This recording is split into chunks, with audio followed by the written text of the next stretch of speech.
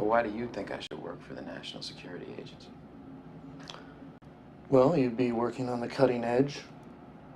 You'd be exposed to the kind of technology that you wouldn't see anywhere else because we've classified it.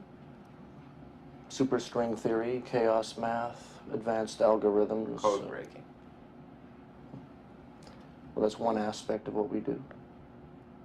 Oh, come on. I mean, that is what you do. You guys handle 80% of the intelligence workload. You're 7 times the size of the CIA. We don't like to brag about that, Will. But you're exactly right.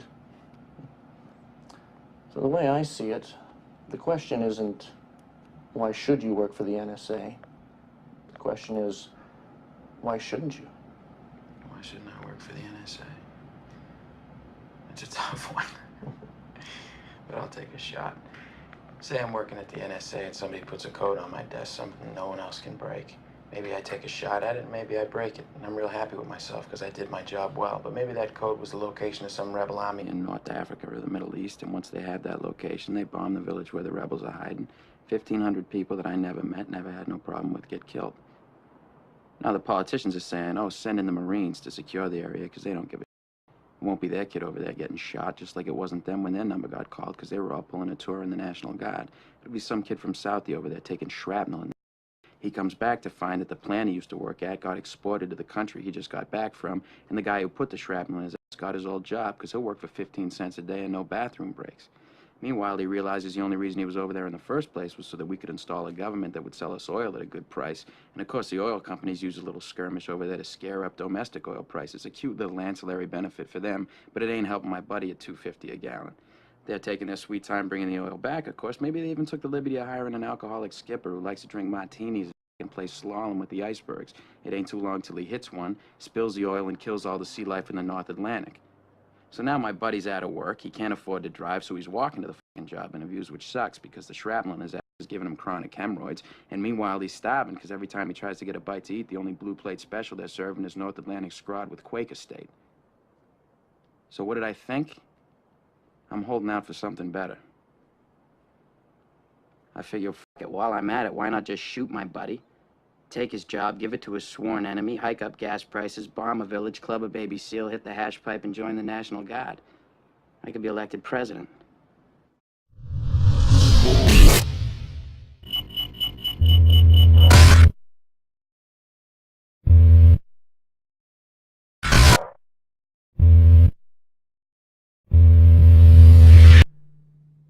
Yes.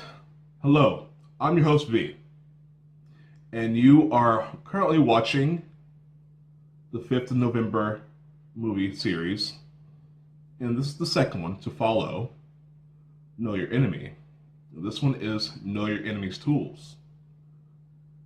And I want to say the first documentary was just a warm-up because we're going to get right to the nitty-gritty. And I'm also going to state that, all this information is factual. Get it from factual sources and factual just evidence altogether.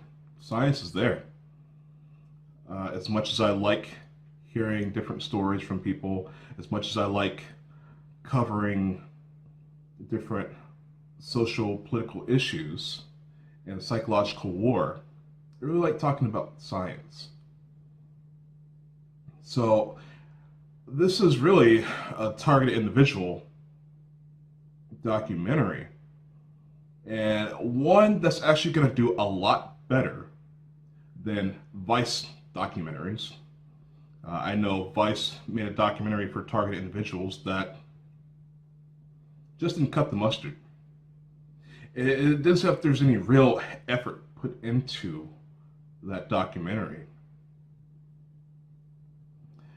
Well, I could say that because, I am a TI myself. I'm a targeted individual.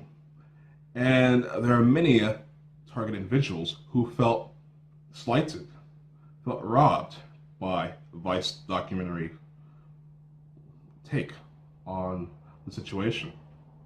And I tend to agree with them because not only did they interview targeted individuals who were not very knowledgeable, not researched at all about what's going on with them, but they interviewed target individuals that were not known to anybody.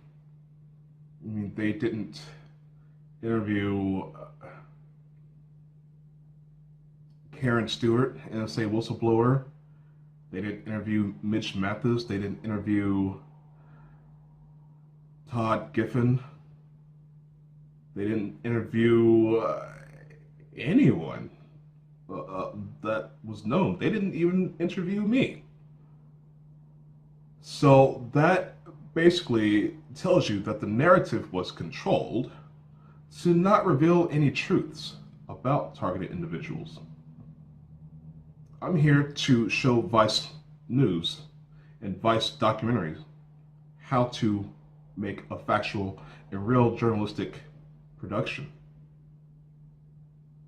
So, I digress. So we are going to go into the enemy's tools, the enemy's weapons.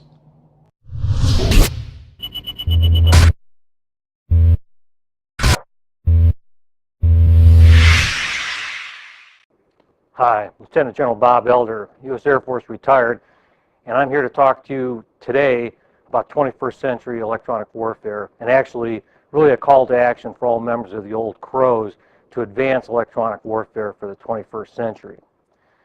Here's what I'd like to talk about today. My purpose is to examine the role of electronic warfare in the 21st century military operations, and really just to highlight quickly some of the relationships with other modern warfighting capabilities.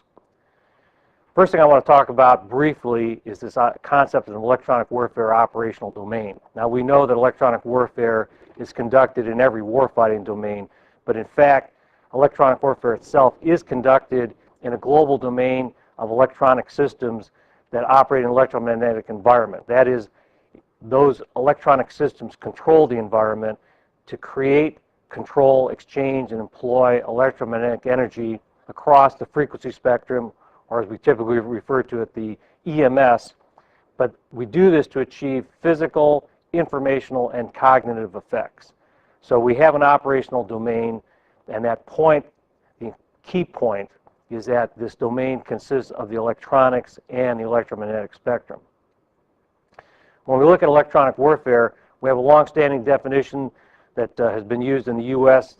Joint Pub that says that it's any action involving the use of electromagnetic or directed energy to control the electromagnetic spectrum or attack the enemy. I think it's important to recognize control has always been part of the definition, and this notion of using it to attack the enemy has always been part of the definition. Well, so that's a mouthful already. So, the definition, controlling the EMF spectrum through electronics and other means, and control. I'm glad he said that. It's all about control. And I'm going to show you the significance of what he's saying a little bit later in this film.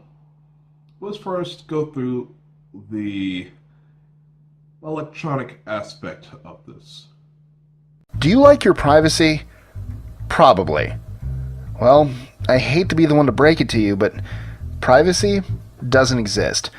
Well, at least not anymore. And it's unlikely to ever return. Why? Because everything you do is trackable. Of course, the National Security Agency, or NSA, takes most of the heat for spying and invasion of privacy, but there are thousands of government and non-government groups in the world doing the same thing. I'm Mike with List 25, and today we're going to learn a little bit about 25 creepy ways the NSA spies on you, and maybe understand more of the pros and cons.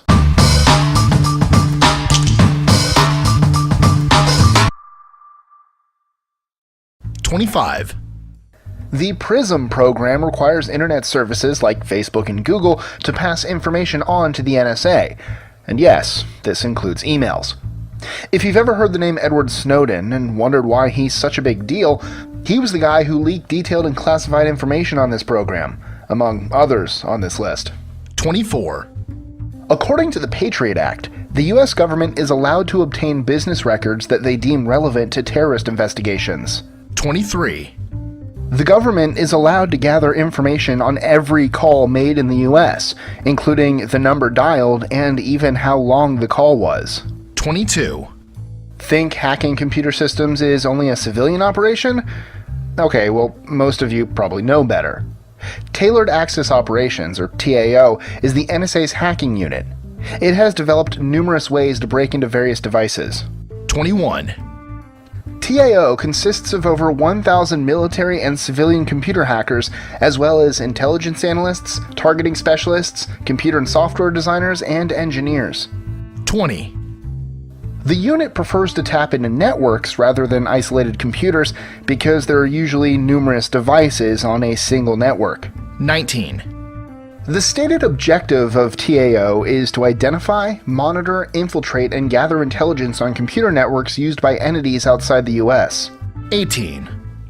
The TAO's motto is allegedly, "Your data is our data. Your equipment is our equipment. Anytime, any place, by any legal means." 17. The NSA has coerced numerous manufacturers into intentionally building vulnerabilities into their products. 16. The NSA is known to intercept shipments of various computer products and build backdoors into them. 15. Various governments use submarines to attach snooping bugs to the massive underwater cables that carry internet data from continent to continent. 14. Deals with various financial institutions allow the NSA and government agencies to track your purchases. 13. It's possible to triangulate your position by using cell phone towers, even if you aren't making any phone calls. 12. Even if you try to mask your internet use via something like Tor, you won't escape government surveillance. The NSA has ways to track you, even on the deep web. 11. Unlike the DIA or the CIA, the NSA focuses on gathering SIGINT, or signals intelligence, rather than gathering information from human sources. 10. The NSA stores and analyzes the data of over 1 billion people around the world. 9. It's possible to track you by using the metadata from your cell phone. 8. Even the pictures you post online have information attached that allows you to be tracked. 7. Five Eyes is an agreement between the US, UK, Canada, Australia, and New Zealand to share intelligence data. 6. The NSA, along with its Five Eyes allies, aren't the only ones spying, though. While they receive most of the attention, there are dozens of other countries around the world employing similar means. 5. Russia, China, and even North Korea all have very advanced intelligence agencies with the ability to track and monitor people around the world. 4. Although there are numerous lawsuits against the NSA and other allied signals intelligence agencies, there are numerous agencies that operate in the dark, especially in countries where human rights are lacking. 3. Unfortunately, there's no way to completely prevent yourself from being tracked. In fact, as the world becomes more connected, it only becomes easier to track people. 2. Even if the NSA were shut down and the US government stopped all tracking, there are numerous other actors that would fill the gap. 1. Cyber warfare and signals intelligence are the future of warfare and spying. Unfortunately, there's no way to stop this, as more and more of our lives are connected to the internet. Now, as awful as that is, with these, I hate calling people, again, they're psychopathic fleshbots, people without conscience. Usually people who are so paranoid. And yeah, it's their job to be paranoid. It's their job to think up all the other things that could happen in the world, but they're not into defense. This is all about control. And usually when it comes to control, you've got to be hands-on. You've got to attack. Now, as far as our privacy is concerned, yeah, it does not exist.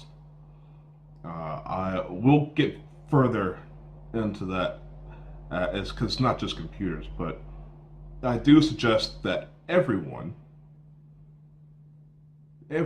have devices that are offline. I'm not telling you to get off the internet, but have your online devices, have your offline devices. I would tell you, I would not have a TV show.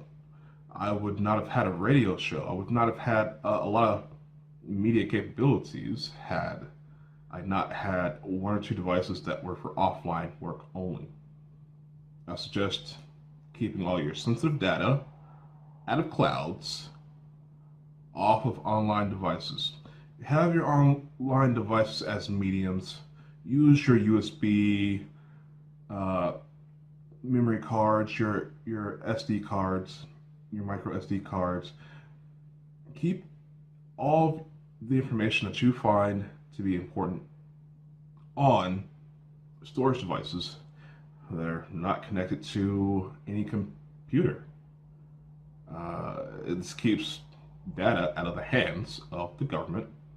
It keeps the editing aspect or bleeding aspect. I mean, I don't know how many people have talked to me and said, you know, I was working on this or I was working on that.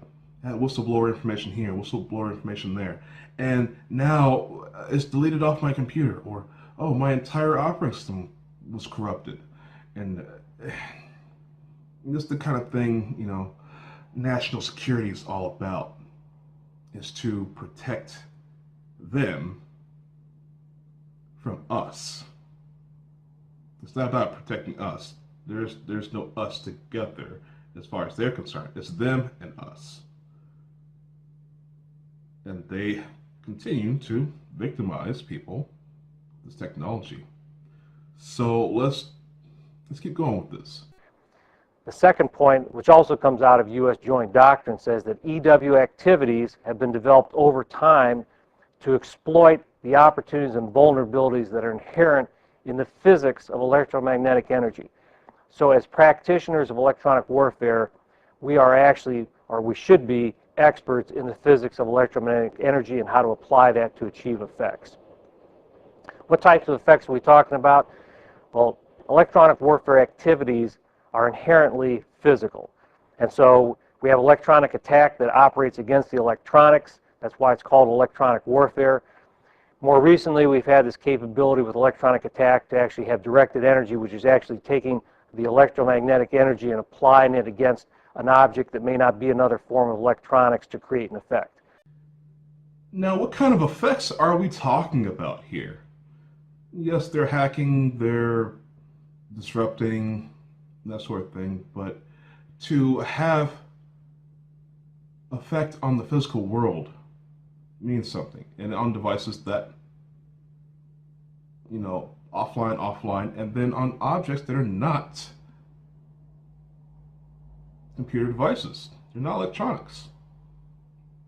Now, this is going to set the tone for the entire rest of the film. How this electronic spectrum doesn't only affect electrical devices. So let's see what these other effects are. Well, we turn now to other FBI news. The agency acknowledged the use of drones to carry out surveillance within the United States.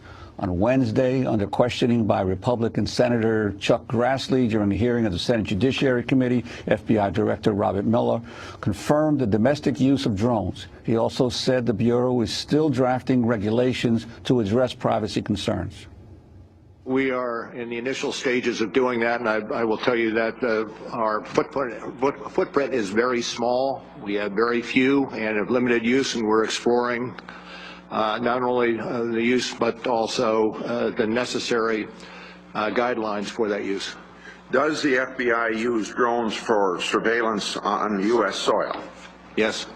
I'm concerned the FBI is deploying drone technology while only being in the initial stages of developing guidelines to protect Americans' privacy rights, Udall said. Meanwhile, in the latest leak of classified NSA material, The Guardian reported Thursday the NSA can keep copies of intercepted communications from or about U.S. citizens. The Foreign Intelligence Surveillance Court, or FISA court, signed off on rules that appear to grant wide latitude to the NSA in making use of data rather than minimizing its usage. Both, I believe, conservative and liberals have been claiming for years that drone use in the United States is rife for abuse. The reason is they can be made in any size. Researchers at Johns Hopkins are looking into how butterflies move so that they could craft drones the size of mosquitoes or birds. They have the ability to have infrared cameras on them, heat sensors, and also the ability to stay airborne. They call it loitering for long periods of time. Contractors such as Raytheon and Boeing are working into ways to keep them airborne even longer. The danger, of course, being that with small drones, they can pass in dense urban areas such as New York City, into an apartment building, stay there, conduct surveillance. Even now, drones have the capacity through heat sensors to determine, I think through a 1-foot concrete wall, if people are moving around inside. Drones do not require a space from which to depart the way manned vehicles do. So they can be deployed virtually in any area. Furthermore, technology has not kept abreast with developments in the law. And as was cited earlier, the regulations are really lagging behind. Safeguards about how they can be used need to be developed. There's a rush right now by military contractors and law enforcement agencies around the country to tell the FAA how they can integrate drones into domestic airspace in the next 2 years. And billions of dollars have been given to contractors for that purpose. It's just we're going into a different world, uncharted, and like it or not, what people can do or governments can do is different, and you can to some extent control, but you can't keep the tides from coming in. We're going to have more visibility and less privacy. I don't see how you stop that. And it's not a question of whether I think it's good or bad. I just don't see how you could stop that. Heidi Bogosian. It benefits large corporations who have a very snug relationship with government intelligence agencies to develop drones and to deploy them wide scale over United States airs. Privacy protections, we have a reasonable expectation of privacy in our homes. If small aircraft are flying around and able to monitor us over long periods of time, track us, track our associations, that presents a huge problem. Fusion centers were created around 2003 to 2007 as a way to better coordinate intelligence across the country. The problem is they partner with the private sector, the business industry, so they share intelligence with one another. It's obviously to businesses' best interest to increase the amount of data that they get, because they're also improving analytics for the government to avail themselves of in order to make sense of the vast amounts of data that's being collected. So technology is being developed that the government relies on. Big money is pouring into corporations, and in exchange, private sector is giving that information to the government. We may come to a point where defense is more actively and aggressively defined even for the private sector, and what is permitted there is something we would never let the private sector do in physical space. I mean, you look well, I mean, let me really throw out a bumper sticker for you here. How about a digital Blackwater? Okay? I mean, we have privatized certain defense activities, even in physical space. And now you've got a new domain in which we don't have any past trampled down in the forest in terms of what it is we expect the government or will allow the government to do. And in the past, in our history, when that has happened, private sector expands to fill the empty space. It was called the HP scandal. In fact, Hewlett-Packard hired a private contractor, I believe there were 2 of them, to do what's called pretexting, which is now illegal in many areas. Basically, they pretended they were someone else, called up, records-keeping places to find out information about the people who had leaked criticism of HP.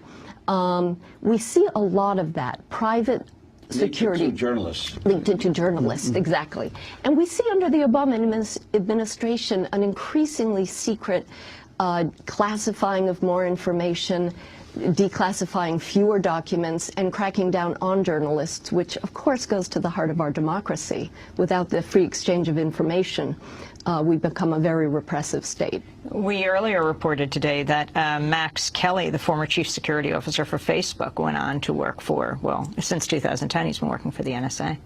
But it's a close partnership. There's no two ways about it. And going back to drones, the drone industry lobbied very hard and expended, billions of dollars to push to get drones in the sky very quickly. Found it pretty intrusive and kind of creepy. High-flying drama in Sacramento's Land Park neighborhood tonight as residents are furious over a flying object.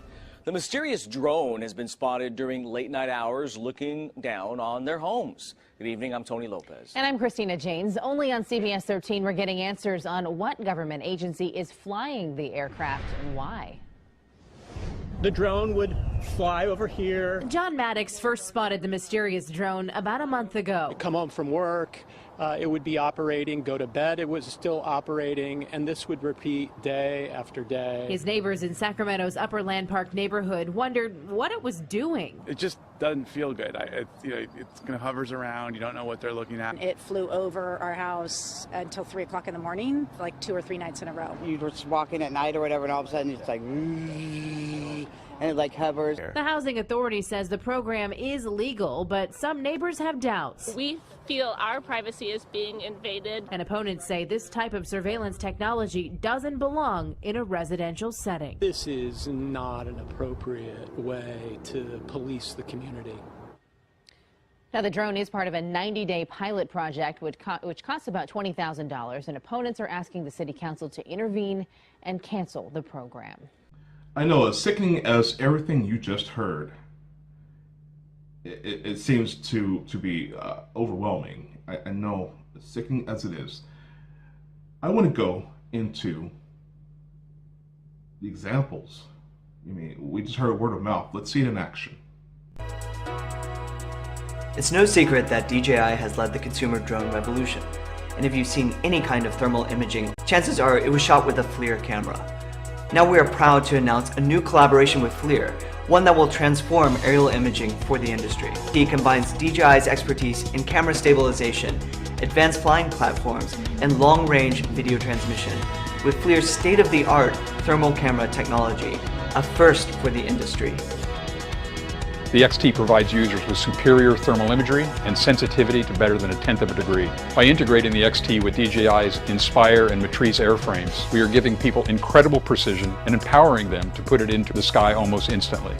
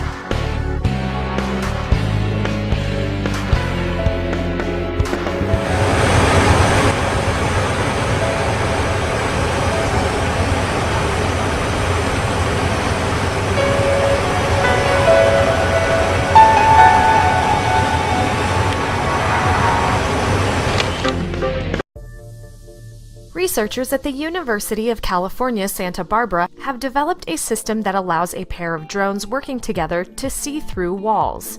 The technique, which uses nothing but standard Wi-Fi signals and off-the-shelf components, was invented by researchers working in the lab of Yasemin Mostofi, a professor of electrical and computer engineering.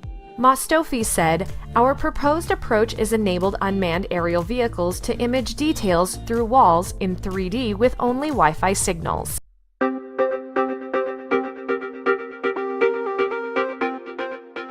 These days, the idea of unmanned vehicles, such as copters, becoming part of our society is not too futuristic. Wi-Fi signals are also everywhere, and the received signal strength of a wireless transmission can be easily measured in any Wi-Fi equipped device.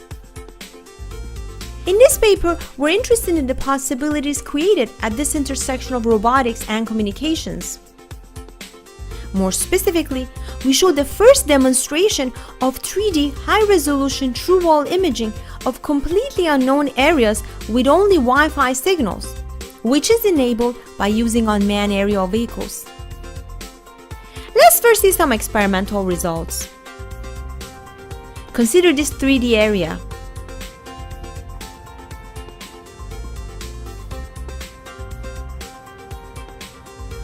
These two copters are equipped with Wi-Fi transceivers and are interested in imaging this area through walls with only Wi-Fi RSSI measurements. They fly outside of the area of interest, while one of them transmits a Wi-Fi signal and the other one measures the corresponding received power. No prior measurements have been made in this area, and so the area is completely unknown to the robots. Here's the top view of the unknown area of interest. And here is a 3D binary ground truth image of it. The right figure then shows how our two copters image the area with only Wi-Fi. As can be seen, the copters have successfully imaged this area in 3D. We can see that the empty and occupied spaces are imaged well. Let's now see how we have enabled this. There are 4 key parts to our proposed methodology. First, consider path planning of the robots. Using unmanned vehicles allows us to have several autonomous transmit-receive antenna positions, which is key to solving this challenging problem with only Wi-Fi RSSI. But what path should the robots take?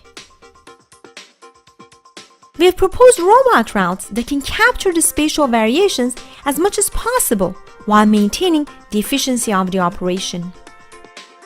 More specifically, our proposed routes are a combination of sloped routes to capture the variations in the z direction, as well as horizontal routes to capture the changes in the xy plane.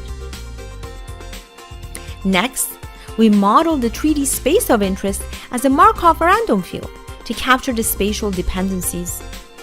Then by using the Hammersley-Clifford theorem, we can write the conditional probability of x given y as follows. Finding a solution that maximizes this probability is an NP-hard problem, however.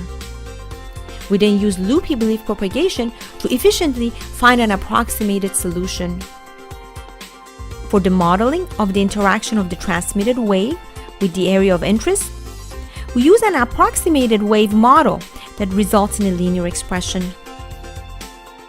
We finally take advantage of the fact that while we're dealing with an extremely large number of unknowns, the signal of interest is compressible in its information content. Overall, our proposed approach has enabled the first demonstration of high-resolution 3D true-wall imaging of completely unknown spaces with only Wi-Fi RSSI measurements. See the paper for more details and results. We're bombarded by these radio waves. So can we use them to say something about the environment, about the objects? Because these signals interact with their objects. So then we have this very natural questions. How much can they tell us about the environment? We basically wanted to see X-ray vision with Wi-Fi. So imagine there's an area, there are walls, and behind those walls there's an object. Let's say 2 robots move outside of the area. One is transmitting a signal with a Wi-Fi cord and the other one is receiving. And that transmission, it goes through the object. In a sense, we can say they leave a signature on the signal. And that signature is what we're trying to use, and from that reception, figure out something about the object. And the more measurements they can collect, they can do that imaging better. That means being able to tell you the location of the objects, their geometry and shape. We've shown that you can actually do this. But we actually could do a little bit more, because what we extract also tells us something about the material property. And so what we hope is that in the future, we should be able to say something more about what kind of object is there. Okay, so they can see through the walls. And we've been talking about this for quite some time. I know I've been talking about this for quite some time. Okay, these people can see through your walls. And it's really pervasive. It's really disgusting. I currently, right now, have a drone that floats directly above my home every night without fail. Since I've lived in Poland, actually. There's one right here above the studio. Right now, as we speak. I wish there's a way I could show you, but I mean, here in Poland, it's ridiculous. I know I haven't been in the U.S. for over 2 years now.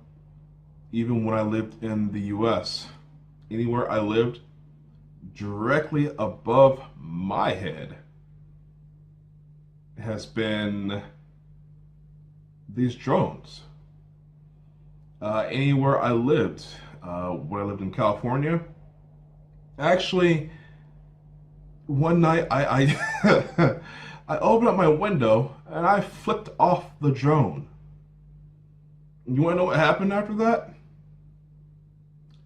2 minutes later, 2 K9 unit police vehicles were spotlighting my home.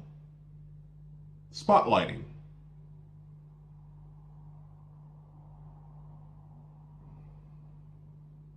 And I really, it wasn't just an issue of me being angry that this drone was floating above my then apartment, California. I wanted to actually test to see if it was in fact looking at me, or if it was surveillancing the entire city. Oh, because that's the excuse these days. We're surveillancing the entire city for crime, the entire, watching traffic, helping with responders, da-da-da-da-da-da. In the town I lived in, granted a small town of maybe 18,000 people, that's still a lot of people to have to look at with one drone,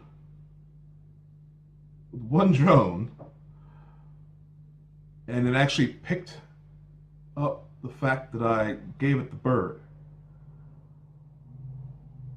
I lived in California for quite some time and actually ended up moving to the foothills. I had a trek, a 2-3 mile trek from the radio station to my new residence up in the mountains. The drone followed me from radio station to my home. It's really sick. And so I'll make it back to what I was saying about here in Poland. This is really getting bad. I live here in Wrocław, and the second largest city in Poland, a very large city. Now, there is a drone in the sky where I live, not just above me, but every quarter mile. If I wanted to walk down to the store, I would pass by 3 drones in the sky that hover the same spot every night. I'm quite disgusted knowing the capabilities of these things. So, let's move on, shall we? But a concept that we tend to have ignored is this concept of electromagnetic spectrum control. It's become increasingly important, particularly for those who operate where you have radio-controlled IEDs, those types of things. We recognize it's that much more important, and this electronic support, or electronic warfare support, that allows us to do our electronic attack, do our electronic protection, and control the spectrum has become more important. So these are kind of the elements of those physical activities that constitute electronic warfare. So obviously we have physical effects that you see listed here that can go against the electronics, go against the spectrum, and with directed energy you can even go against other things that are infrastructure type capabilities. So he added in an extra word there, this retired lieutenant colonel, this presentation. Not only can their weapons, because that's what they are, they're weapons, not only can they be used against electronics, take away our privacy by looking into our homes, but they can also use it to attack infrastructure. Now, infrastructure is not just, I want to say, your power grid, or the way things work within, I want to say, the way your city runs, for example. It's not just a power grid. It's not just a network of computers. It's not just these things. These things can also be a part of it, but there are smaller things that go along with the infrastructure, like medical, for example. Before we continue, I want to make sure you people understand what he means by infrastructure, especially when it comes to the EMF, or the EMS, as he says. The term electromagnetic energy is energy that is reflected or emitted from objects in the form of electrical and magnetic waves. The electromagnetic spectrum represents the range of all types of electromagnetic energy, whether it's very low energy radio and microwaves, to visible light, or high energy X-rays. Sources of electromagnetic energy are present all around us, from the sun to devices found in our homes, businesses, and public areas. People are regularly exposed to electromagnetic energy, such as from radios, remote controls, cell phones, electronic appliances, cell phone towers, weather radar systems, or even just standing in the sunlight. We all benefit from this energy through improved communication, convenience, safety, and health. When conducting electronic warfare training in the Pacific Northwest, the Navy's use of electromagnetic energy falls between radio and microwave frequencies, similar to common civilian communication and radar systems, such as cell phones, Bluetooth devices, Wi-Fi technology, television news trucks, microwaves, and commercial boat and weather radar systems. This energy is not harmful unless, like most activities, overexposure occurs. The Pacific Northwest region is home to the third largest concentration of naval forces, whose operators must carry out certain training requirements before deploying. One of the many assets in this region is a specialized type of aircraft dedicated to one of the most technologically advanced areas of the modern battlefield: electronic warfare. Electronic warfare involves the use of electromagnetic energy. Being able to properly use and control the electromagnetic spectrum is critical to the safety and success of the nation's military forces. The EA-18G Growler aircraft, based at Naval Air Station Whidbey Island, is the Navy's newest electronic warfare aircraft and improves upon a long-standing tradition of the Navy's ability to disrupt an adversary's ability to target and harm. Okay, so now that we have a defined view of what the electromagnetic spectrum is, and more of a visual, relating that of what's in our world and what's in theirs, from the way we live to the way they are building advanced weaponry to manipulate these things. So let's continue. But the purpose of EW is to deny the opponent an advantage in the electromagnetic spectrum ops domain and to ensure friendly use of the electromagnetic ops domain for ourselves. Now, that short little clip, very important. And I'm going to see if you guys can connect the dots with that one. Well, there's been new developments in the crimes committed by the NSA. That's right. This is not a story about Edward Snowden or where he's going or where he's going to stay. This is about the crimes committed by the NSA, and some people at the Black Hat Conference understand that. Our nation takes stopping terrorism as one of the most important things. Freedom! Exactly. No, I'm saying I don't trust you. You lied to Congress. Why would we believe you're not lying to us right now? Read the Constitution. I have. Well, General Alexander has read the Constitution. He just doesn't care what it says. And when he says this is about freedom, he's lying about that as well, just as he lied to Congress. Now, the Black Hat Conference is a place where both hackers and the government go and show each other how to exploit systems because, of course, the government wants to know how to do that themselves. And, of course, there's a legitimate reason for looking at how people break in so you can protect against it. But as Aaron Schwartz has pointed out, the feds fund most of the exploits. The federal government is the biggest creator of malware, and then they use that to scare us into strangling the internet and taking away our internet freedoms. Now, there was another hacker that everybody expected to be presenting there, Barnaby Jack, and he has in past years shown some remarkable things at Black Hat. He was going to talk about how easy it is to hack into medical devices and to even kill people. But of course, that's a multi-billion-dollar industry, medical devices, and it would not serve a lot of people's interest to have that information get out. He died just before the conference under mysterious circumstances. I'm going to be presenting, or doing a little commentary on a few clips that I had in the original documentary that went up on Facebook and other platforms, but censored by YouTube. So we're just going to play a little bit of information that they don't want you to know. Now an Apple device can grow biotelemetry, several things for your own use. Here's a couple that was brought to our attention by a viewer, Jim in Arizona. I think it's intriguing enough to deserve a closer look.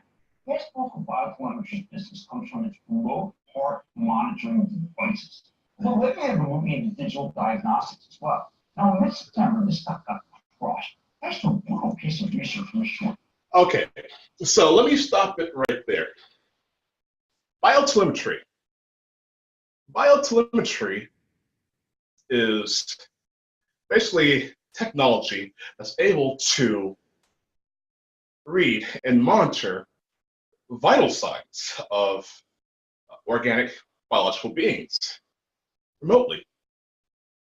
This guy, Mad Money, had a guest on the show, president of one of these biotelemetry companies. The reason why I wanted to show this clip originally is because of the fact that all the stuff is controlled, obviously, by computers. Now, there are people who are going to be put on hit lists who have heart monitors, pacemakers, all sorts of electronic devices that can just be hacked and shut off.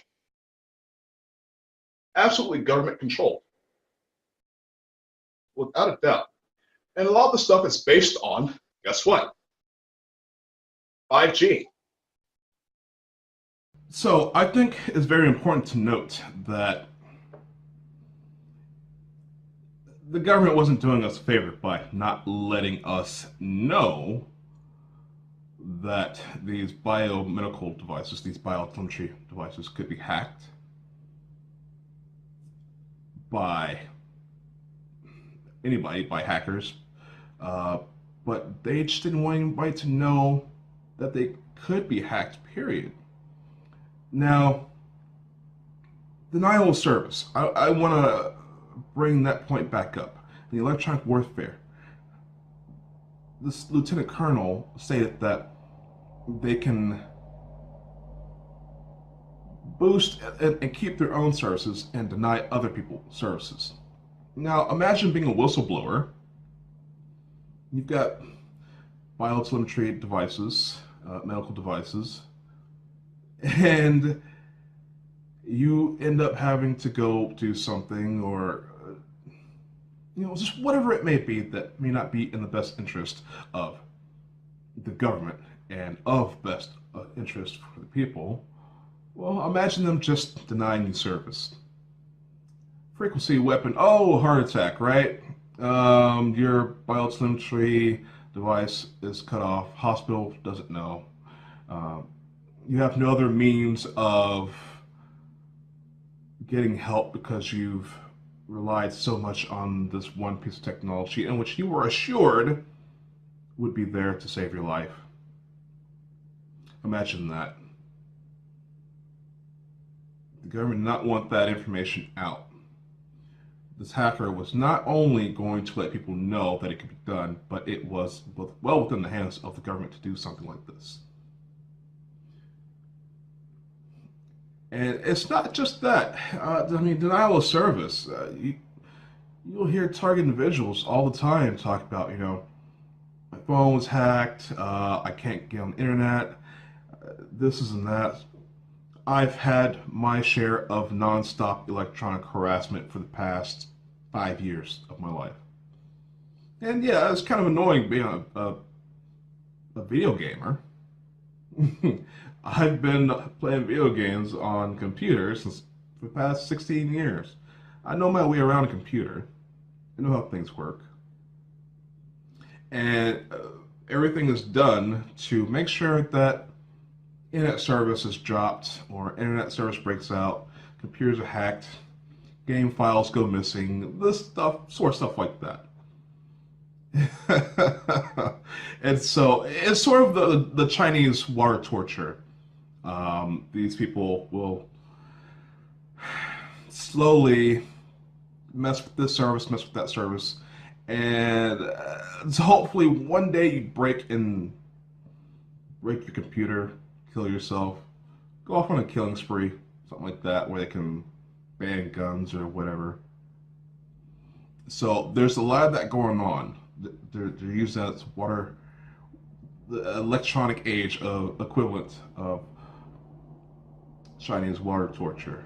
I'm not talking about the CIA where they drown you, but the little drop of water that hits your forehead. You're strapped down, little drop of water just tapping on your forehead incrementally over time can break someone's mind.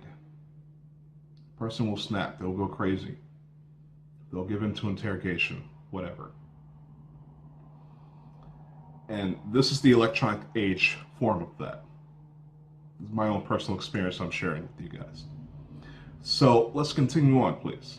You see on the bottom of this slide that electronic attacks include actions to prevent or reduce the enemy's effective use of the EMS. We understand that, but I also highlight to you, once again out of joint doctrine in the U.S., that it also is the employment of weapons that use either electromagnetic or directed energy as their primary destructive mechanism. And speaking of infrastructure, yet again, was about and attacking electronics and non-electronics and the spying. If this is all bad with Wi-Fi, any kind of Bluetooth, stuff like that. So we're going to be talking about their capabilities with the 5G. But first, let's take a look at what 5G is. Okay, now this clip is very important. I felt the need not to leave it out, so I'll show it to you in the capacity that I can. Now, this clip, again, it was censored from my documentary, this documentary, by YouTube. Copyrights and all that legal stuff. Yes, on a news presentation from a major news network. And I'm only going to play a small piece of it. The government, operators and local companies such as Huawei and ZTE are about to launch big 5G trials that will put them at the forefront of equipment production for the new technology. That may be at the expense of the West, where there is concern regarding Asia's 5G progress. A leaked memo from the National Security Council to the White House called for a nationalized 5G network to keep the US ahead of their global competitors. This is, again, about 5G technology. How they're saying, everything's going to be automated in your homes, and even the smart cars, going to be driven by 5G technology. Now, also, if you ever get in trouble with law, warrants or anything like that, expect to be driven to the police station. Expect to be harassed in many ways. But I digress. He's speaking about 5G, and he even goes into how the government, especially the intelligence agencies, are pushing this technology. I wonder why. Now that we know what 5G is, well, technically we know what it can do. We don't know what it is yet, and we really need to get into that. But first, I've got to point out the fact that the US government, the intelligence agencies, pushing for this technology to come out. I'm pretty sure you know where this is going right now, where all this information is headed. But there are many reasons why the intelligence agencies are pushing this technology to come out. And I want you guys to see if you can connect this with why the United States is trying to pull out of the United Nations Human Rights Council. You're gonna see a whole mess of things happen, especially with this 5G. But let's see what this 5G really is.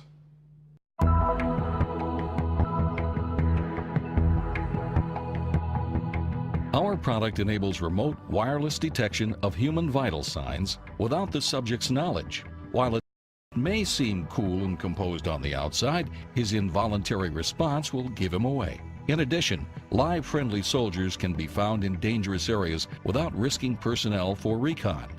Our system works by generating low-energy millimeter waves. They are able to penetrate through many common materials, including clothing and masonry, and efficiently reflect off optically rough surfaces, and yet they provide a high degree of sensitivity to minute displacements. As the wave reflects from the target, its phase is shifted proportionally to the movement of the target.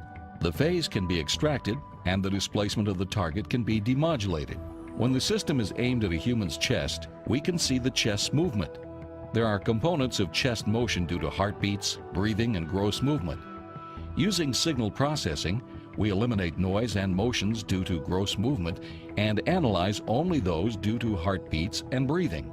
Since the antenna has to be well aimed at the subject's chest, we employ cameras to identify and track the subject, and a pan-tilt base to move the whole assembly for constant aiming. A color camera locks onto the subject's face, learns a hue histogram of the face, and performs mean shift tracking. At the same time, a depth camera segments the image based on the depth of the target so that only pixels at the right depth are considered for processing. The millimeter wave system itself can be seen here. First, and most importantly, is the millimeter wave sensor and antenna assembly, which is what gathers the in-phase and quadrature components of the signal and returns it to the computer for processing.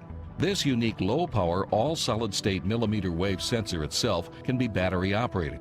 Then there are the cameras, which perform the real-time detection and tracking of a human subject and return the data to the pan and tilt base, which is what moves the entire assembly and follows the subject as he moves around and maintains the aim at his chest. In the following demonstration, the screen is split into 3 parts. In the top left is the system assembly, which shall be moving to follow the subject. In the top right is the subject as seen by the color tracking camera, where the oval and rectangle are the location and scale of his head, and the purple circle is the location the antenna is aiming. In the bottom half is the measure of displacement as it is being calculated by the computer in real time. The red circles represent calculated heartbeats. Also on the graph are the locations of heartbeats obtained from an ECG that was gathered simultaneously, shown in green. This is a ground truth used for verification and was not used at all in the algorithm. The sensor starts off aimed at the subject's chest. While he is seated, the subject holds his breath for a while in order to demonstrate that individual heartbeats are visible. As the subject stands up, the system follows his movement and maintains good aim. Now the subject demonstrates the fidelity of the system during lateral motion. Here the subject demonstrates the accuracy of the system during large gross movement. The subject's backward movement is larger than that due to heartbeat and respiration, as is evidenced by the scale of displacement on the bottom of the screen. Even with such large movements, the system continues to process the data with good accuracy. The system works on various body types such as males and females with larger and smaller frames and bills.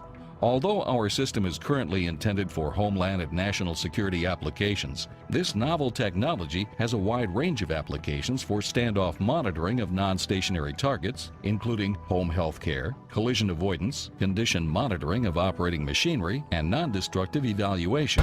Where high performance and true 3D through-the-wall imaging are critical to mission success. With the Xaver 800 interface, you have an intuitive and detailed situational awareness picture, clearly presented on a real-time integrated display. The 3D view enables the user to effectively track and understand the orientation of multiple moving or non-moving living objects.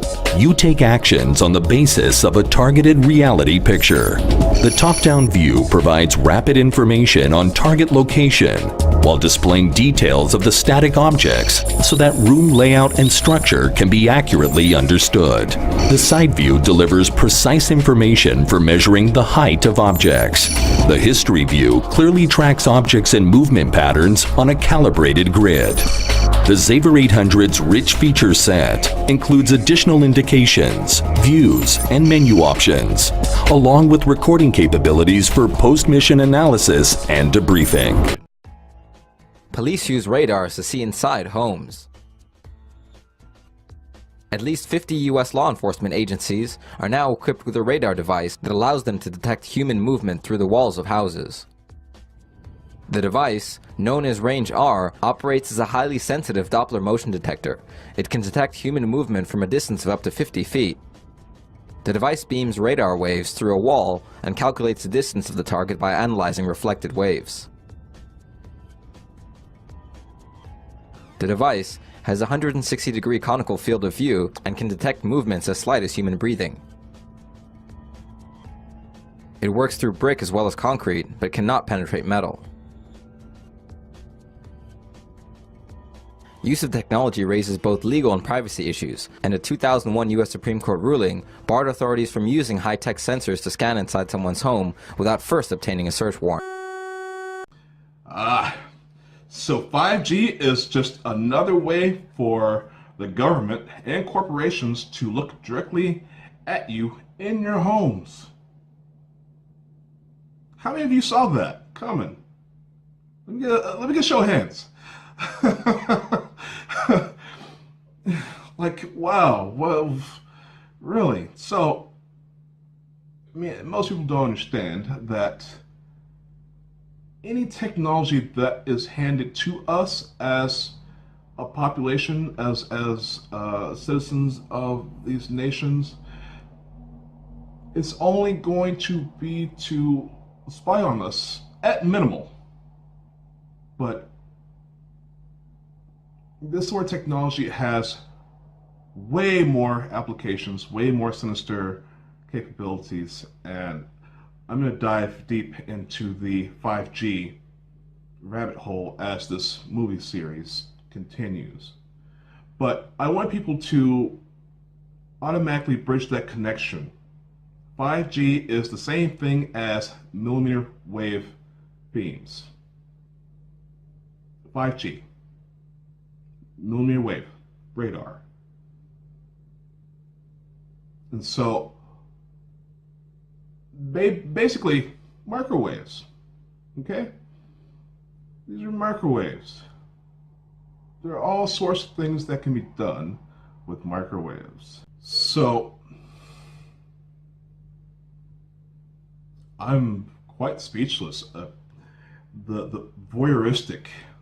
I mean, you've got a combination of not just paranoid people. And I don't know how these people can be so paranoid. All these terrorists this, terrorists that, you know, all these false flag and psychological war propaganda, false flag, false flag, false flag. The only terrorists there are in this world are those created by the government. That's a fact. I don't care who doesn't like hearing that. But how are you going to be so paranoid and so voyeuristic? Because a lot of this is very perverse. I mean, with this kind of technology, you know, they already have this technology. They've had it for years on a governmental level. I mean, there's all this talk about the pedophiles. As you know, I hate pedophiles with a passion. And that is the core of the people who are running the world. You want these people spying on your every movement? Because this 5G is going to be on every light post in the world if you let them roll it out. Walking down the street, they're going to be able to see through your clothing, see how much money you have in your pocket. They're going to be able to see if you have a gun.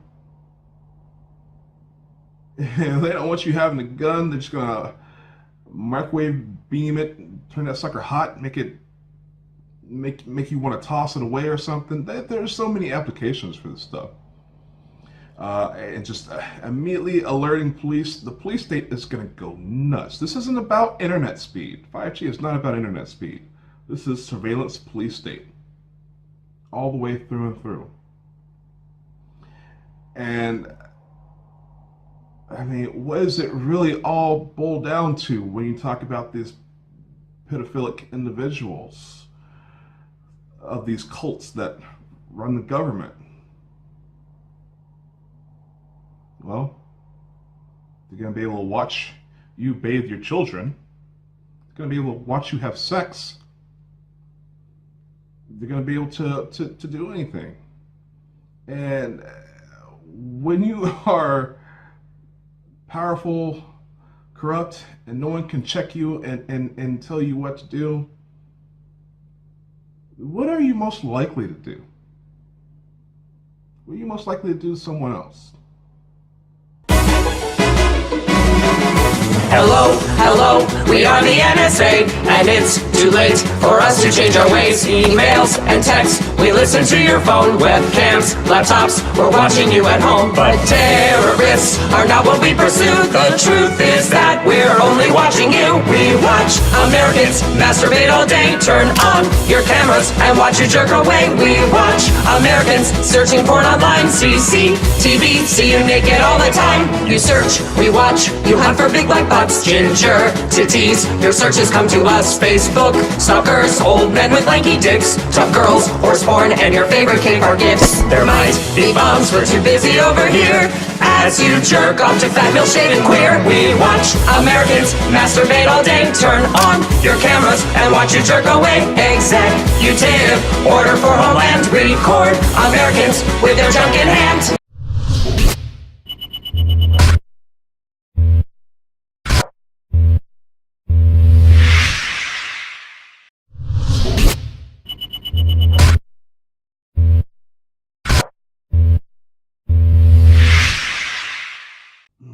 This is part 2 of the Know Your Enemy's Weapons documentary. So we must realize that this electronic warfare, or this full spectrum surveillance, It's full spectrum dominance. That is the goal for this whole scenario. And we need to understand that this stuff is dangerous. They want to spy on us in our homes, bombard us with radiation nonstop, because that's what it is. They can call it signal, they can call it frequency, they can call it whatever they want. It's radiation. And the government is no, I want to say, stranger to radiation experiments. How often do we got to hear about the cancer rate rising? It's ridiculous. They think we don't know what's going on. These corporations, government tell you, oh, these cell phones are no danger. Oh, these cell towers are no danger. That's complete crap. So let's start off with the history of this subject here, as all this technology came out of the Cold War.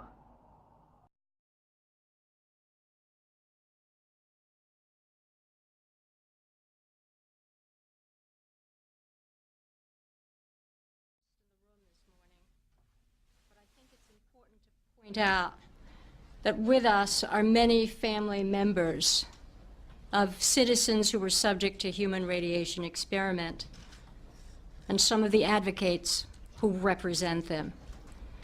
Their presence signifies that this administration's commitment to meeting our obligations of power, our willingness to share information, to respect the right of people to know the facts, the responsibility to limit secrecy, and that which is truly essential, and that is to make those who were wronged and harmed whole.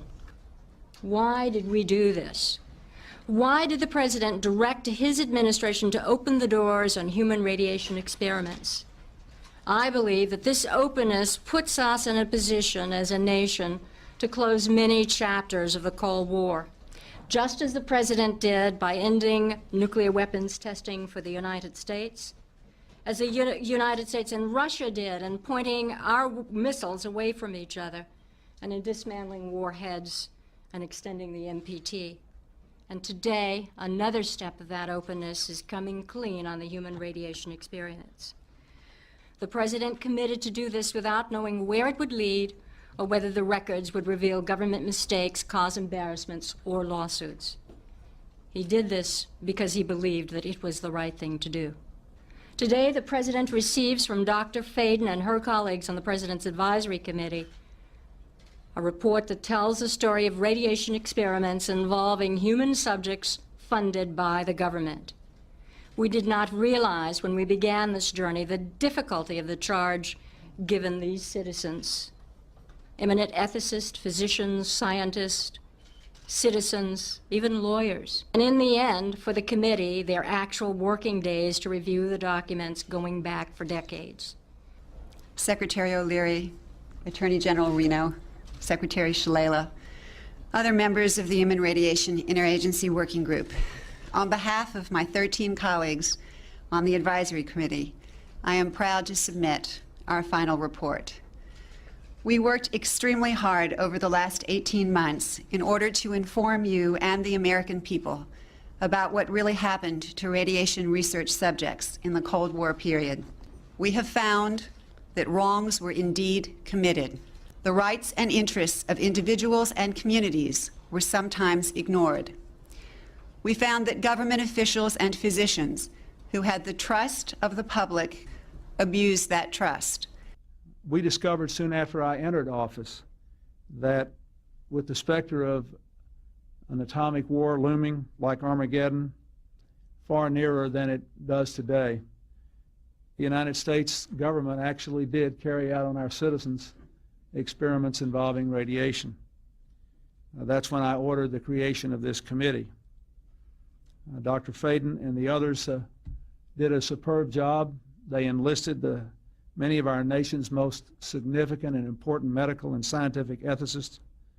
They had to determine first whether experiments conducted or sponsored by our government between 1944 and 1974 met the ethical and scientific standards of that time and of our time.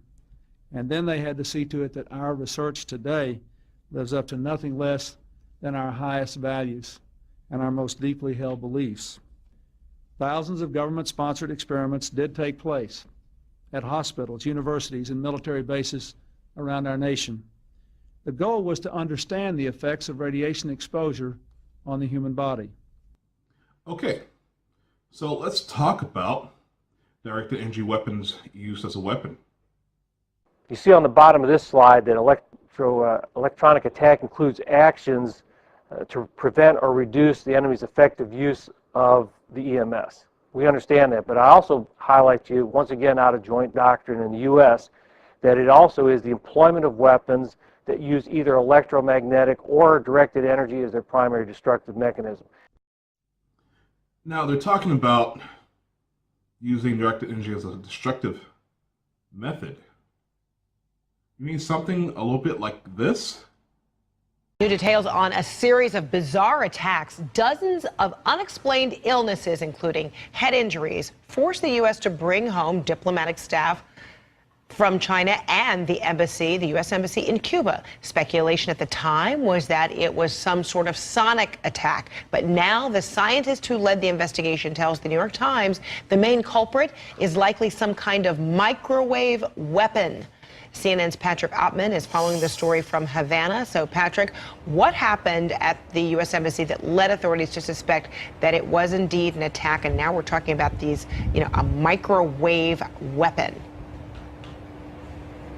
It's still very much a diplomatic mystery, but let me walk you through what is a very complicated case. It all began November 2016, right after the U.S. presidential election, and that is when U.S. diplomats based here in Havana said they begin to experience these really strange symptoms, often at night, sometimes while they're in bed, asleep in their homes or their hotel rooms here in Cuba, and they said that they would feel nausea, hear loud sounds, hearing loss, but if they got up out of bed, if they left the room where they were in, it would stop. If they walked back into where they had felt this incident, this attack as they described it, it would start again. So they felt that they were being targeted with some sort of mysterious beam of energy. Initially, they complained to Cuban authorities about what they felt they were being targeted with sonic weapons, and these are weapons that do exist, usually used for crowd control. But experts consulted by CNN at the time, said that sonic weapons really don't work like that. They don't usually cause someone to hear a noise, and they're much too large to be used in this capacity. Now we have scientists that have met and helped treat some of those diplomats coming out and saying that perhaps it's a microwave weapon. This is also a weapon, but much more portable, that shoots a beam of energy, and it can be pinpointed in the way these diplomats described both here in Cuba and in China, and that it can actually cause people to think they're hearing sounds, but this is just a symptom of this beam of energy that's being directed at people, and it can cause these kinds of symptoms. One of the researchers told CNN it causes concussion without actually causing a concussion, the immaculate concussion, they said. So again, we don't know very little bit about these weapons because so few countries use them. Cuban authorities say there's no evidence, though, that the diplomats were ever targeted here. They have called on the U.S. to release more information about this. So right now, it may be one piece of still a very big puzzle, Fred. It's not just a very disturbing high-pitched noise, but there might even be voices or a message, a continual message that people have been victimized by, this sound. There's this kind of messaging coming from it. What more do we know about that, or who is adding any credence to that? There are a number of it's really fascinating stuff. Now, the Cuban officials here said we would never allow this to be used, but of course, in a country like Cuba, it's impossible to imagine that a third actor could come in and use these weapons without the Cuban officials knowing. They have allowed the FBI to come in. They have allowed Canadian investigators, because there are some Canadian diplomats that have complained of similar symptoms, and they've turned up nothing. But in a way, you read about these weapons and these weapons programs that did exist, and it's kind of the perfect weapon because it leaves no trace. And to go back to the idea of radiation experimentation and weapons testing, there has been a lot of that done right before our very eyes. And none of us have realized it. We've seen these sicknesses in people, of course, the cancer rate rising, and all this stuff is given over to false reasons, excuses, it's blatant lies about what's going on. Here's an example. Let's go into this.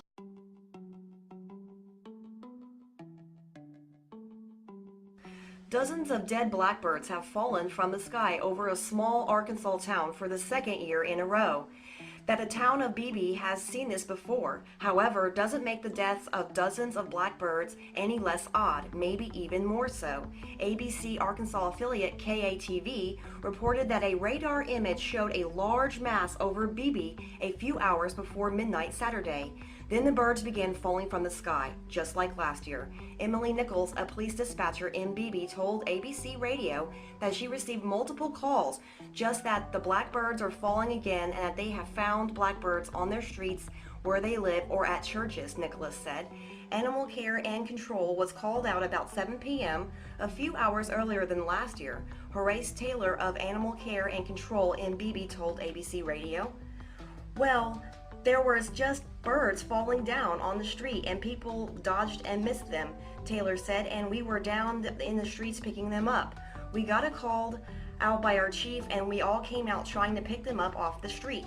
Lieutenant Brian Duke of the Beebe Police Department told ABC this year wasn't nearly as bad as last year when the birds covered the streets of Beebe. This year they were concentrated in a smaller area and the birds were cleaned up quickly. There haven't been any reports of people being hit by the falling birds. Around the same time last year, thousands of dead fish also turned up in the Arkansas River, prompting conspiracies about the end of the world, poison, and environmental catastrophes. I did some research into birds, but particularly this blackbird that's predominant in the Arkansas area around this time of the year, and it looks like that birds, most birds, especially flying species of birds, have a naturally occurring magnetic spheres in their beaks that gives them a sense of direction so they know which way they're flying, north or south, to guide them on when their migration patterns are.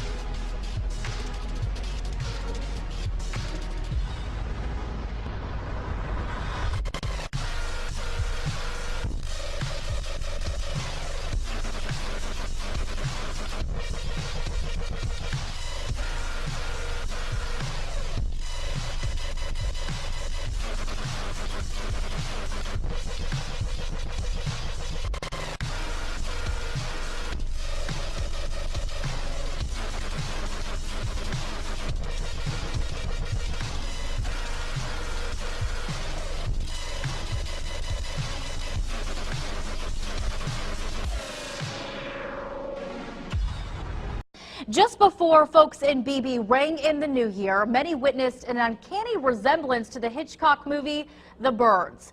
2,000 blackbirds fell from the sky off Wynwood Drive, covering about a mile, leaving quite the mess to clean up. THV's Katharina Yancey has the details on our top story from the Information Center. Katharina?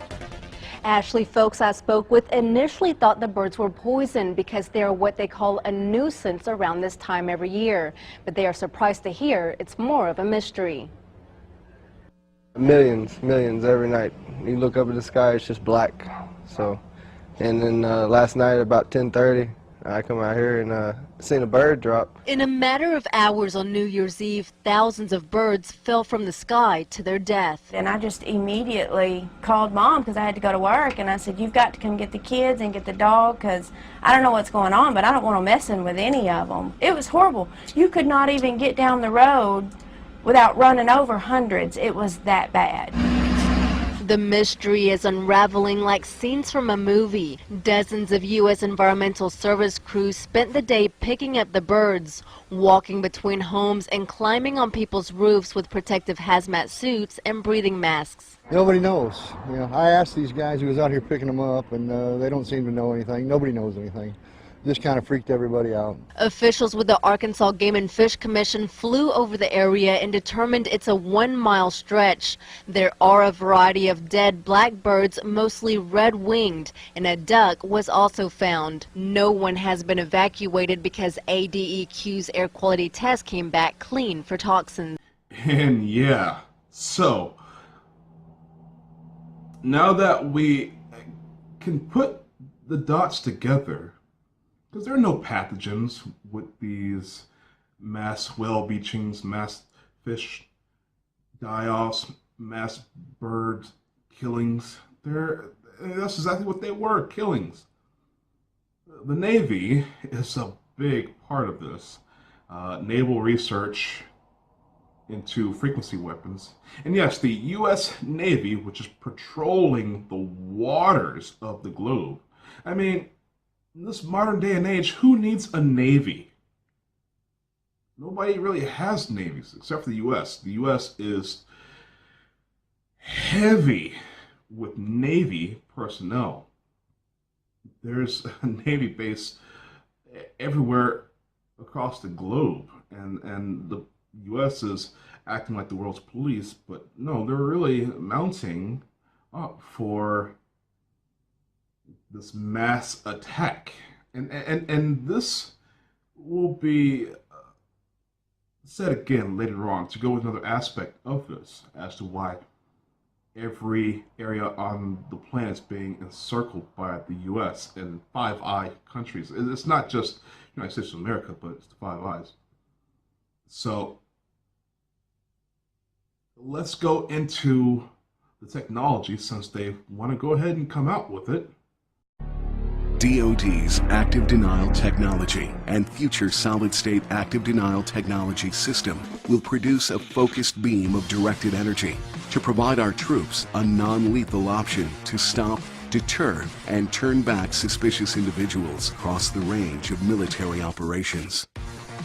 Active denial technology uses radio frequency millimeter waves at a frequency of 95 gigahertz. Traveling at the speed of light, the millimeter wave directed energy engages the subject, penetrating the skin to a depth of only about 1/64th of an inch.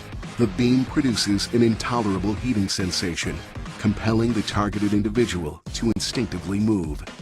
Applications include crowd control, perimeter security, patrol and convoy protection, and other defensive and offensive operations from both fixed site or mobile platforms. While the active denial system advanced concept technology demonstration succeeded in demonstrating a large-scale version of active denial technology, a smaller scale, more mobile version is being developed by the U.S. Army and the DoD's non-lethal weapons program, utilizing solid-state technology. This system will demonstrate and prove out the critical technologies for a follow-on tactical system, which will be an adjunct system that can be installed on a range of tactical or support vehicles. It will have an azimuth drive for full 360-degree coverage, E-steering and azimuth for fine steering control, and full E-steering in elevation. With an invisible beam, speed of light targeting, and silent operation, it can be used in a wide range of operations, such as enhanced combat mobility in dense urban areas where it quickly moves civilians obstructing vehicle mobility. Or it can be used to safely deter unarmed but suspicious civilians observing U.S. forces. At entry control points, it provides an additional layer of response for dealing with potentially threatening targets and potential crowd violence. It can be quickly de-escalated by targeting the leader, or if necessary, by panning across the entire crowd. Since the beam can penetrate window glass, it can also be used for non-lethal engagement of suspicious vehicles. The SSADT will be a lightweight, non-lethal anti-personnel system. Yes, and we have the active aerial denial system. This has actually been made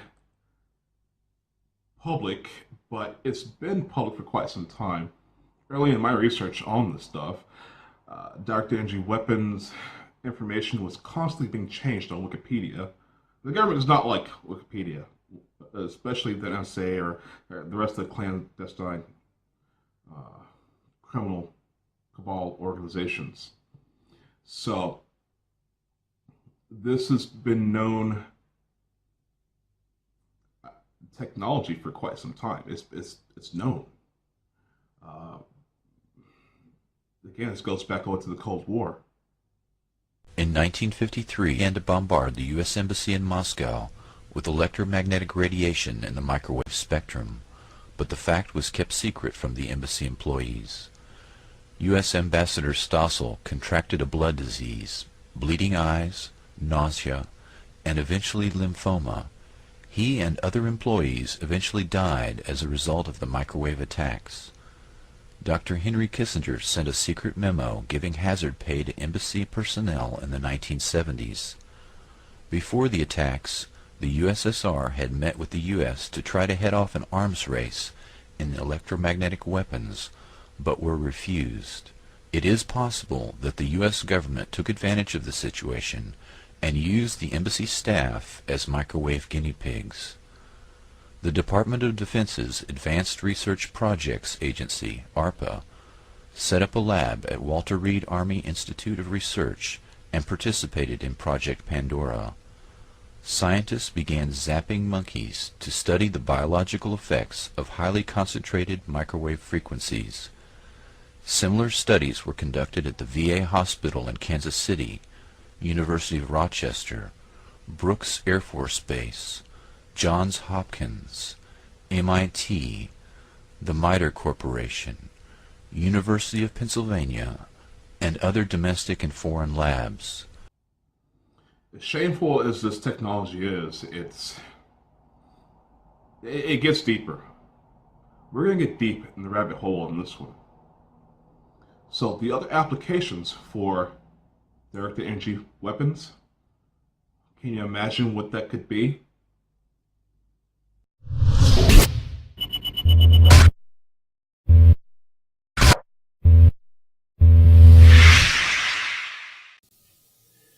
The word government, you break it down. People say this word every day almost, and yet they've never looked at the etymological roots of the word. It comes from the Latin verb gubernare. Once again, no V in classical Latin. No V, okay? So again, V's were rendered as either B's or P's in classical Latin language. So you could write this in what would be more modern Latin as gubernare with a V. But in classical Latin or ancient Latin, there is no V, so it would have been rendered with a B, gubernare. Now, what's the election of a governor called? It's called a gubernatorial election. Gubernatorial. Gubernare is in there, okay? Gubernare means to control. The verb gubernare in Latin means to control.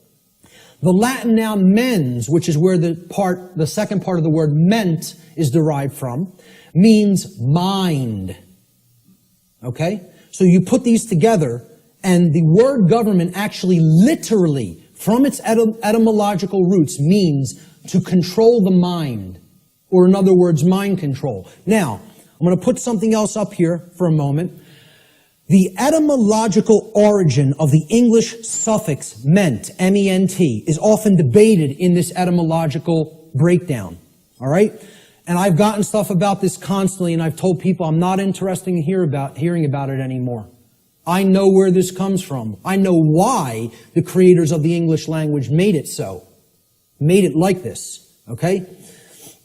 It is overwhelmingly clear by people who have studied linguistics and the origins of words, okay, in English from ancient languages, that the creators of the English language deliberately chose the Latin noun mens, meaning mind, to represent or mean in English the state of or the condition of. And this was done in direct keeping with the first principle of natural law, as we've already discussed, the principle of mentalism, which demonstrates that in order for any particular thing, event, or circumstance, any state or condition to exist in manifested reality, it, as it currently does, which is known as the plane of effects, it must have first existed in the plane of causality, or the mental realm, the mind. Okay? We've already looked at that principle of natural law. So, anything that ends in ment, the original etymological derivation means that it was made that way first by a state of mind which led to its creation in physical reality. Okay? Any word you can think of that ends in ment, meaning the state of or the condition of, means it happened in mind first, and therefore it led to the state of or the condition of in physical reality. Okay? So, when I say that government means mind control, it literally does, and that is an accurate etymological breakdown. Okay? The word mens was deliberately chosen for specific reasons. And I just explained the reason of that meaning, the state of or the condition of. And many people want to hotly contest that. I'm telling you outright, they're wrong. They don't understand why that was chosen. Mens, meaning mind, was chosen deliberately to mean the state of or the condition of.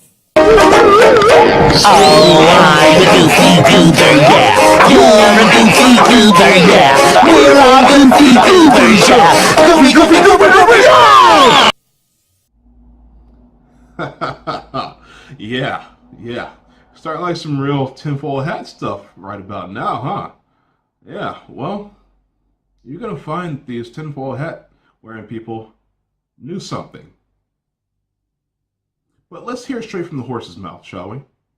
So the point is, there is a relationship, and in fact, you must have this physical network operating to have the cyber network and electronic warfare. How we protect that network, as well as in terms of how we deal with our adversary, how we attack the network, is very important in terms of what we think about electronic warfare in the 21st century. We can also have cognitive effects. We know that we've had some discussions about the relationship of electronic warfare and information ops for a long time. I'd like to focus here on the influence operations, which is where we're talking about the employment of capabilities to alter behaviors. And so when we do this, we're trying to affect perceptions, we're trying to affect knowledge. We want to protect our own knowledge. We think about that as operational security, psychological operations, or military deception. You see a list there of EW capabilities that can support all of those different influence type operations. So electronic warfare is a means to conduct information operations, but it is not in and of itself information operations, because it can create physical effects and cyber effects as well. We know that EW is important for net-enabled operations. We sometimes have referred to this as command and control warfare, or C2 warfare. That's because it's the electromagnetic spectrum that ties together the sensor to the shooter. Okay, so there you have it, straight from the horse's mouth, just like I promised. This is really evil stuff. We pay our tax dollars for our own imprisonment. And it's the invisible prison, the matrix, in which it's being created for us.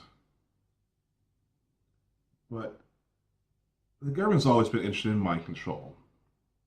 Of course, that's what government means. But the research goes so far back since the electronic age began.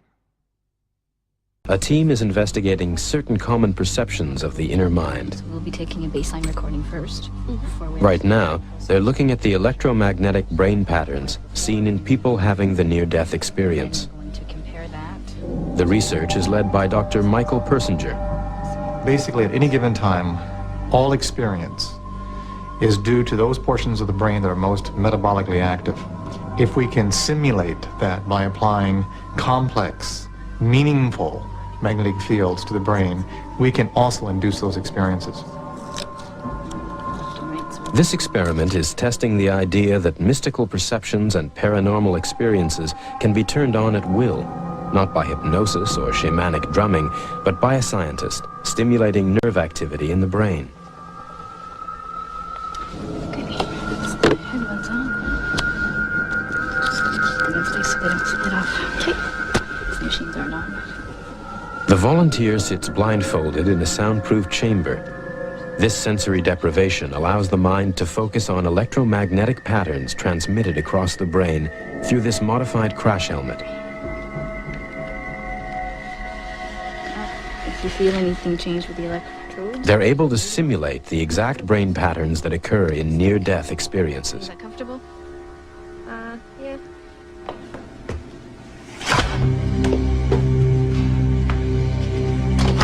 Dr. Persinger hopes the research will benefit psychotherapy. We tried to evoke the fragments that compose the near-death experience and other mystical experiences, such as detachment, feelings of moving through a tunnel, hearing voices, the sense of a presence, usually on the left side. Our major thrust is ultimately to apply this to dealing with things such as psychological depression. After a while, I remember feeling that there was someone else in the room with me, almost looking over my left shoulder. It was all I could do to not turn my head and want to look.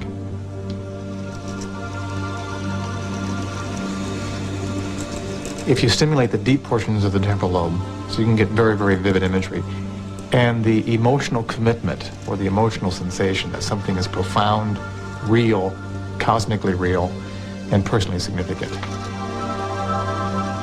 It's a male voice, but it's like really, really far away. As if you can just sort of like catch a tone. You can't really hear. You can tell that it's someone talking. You can distinguish that, but you can't make out any kind of words or anything like that. What we've been doing recently is generating words as magnetic patterns. And even though the person isn't hearing it through their ears, their brain is interpreting it. So they're actually having fragments of experiences as if they're hearing it, when in actual fact it cannot be. These experiences are so strong, they're utterly real for the person who has them. They can be as profound as a religious conversion, yet we can generate them with a machine. These mind games are beginning to shed their secrets. The scientist becomes the shaman. But where are the limits? What else can people be made to believe? But one thing that's really clear, you can control the person's experiences, and they don't know they're being controlled. That's why this technology is a potentially powerful one and has a two-edge to its sword. As a tool of science, this technology may bring us valuable new understandings of the obscure depths of the human mind. But there's a dark side.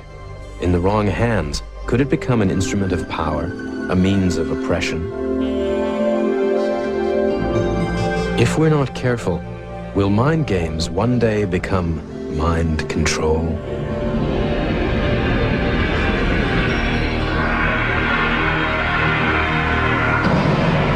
Dr. Persinger is saying is that virtually any mental state can be artificially injected into a human brain from an exterior source. The most frightening thing is that the means for doing this already exists in a fully operational form on a worldwide basis. Quote, "The power levels for these amplitudes are similar to those associated with the signals generated globally by radio and communication system. Within the last 2 decades, a potential has emerged which was improbable, but which is now marginally feasible.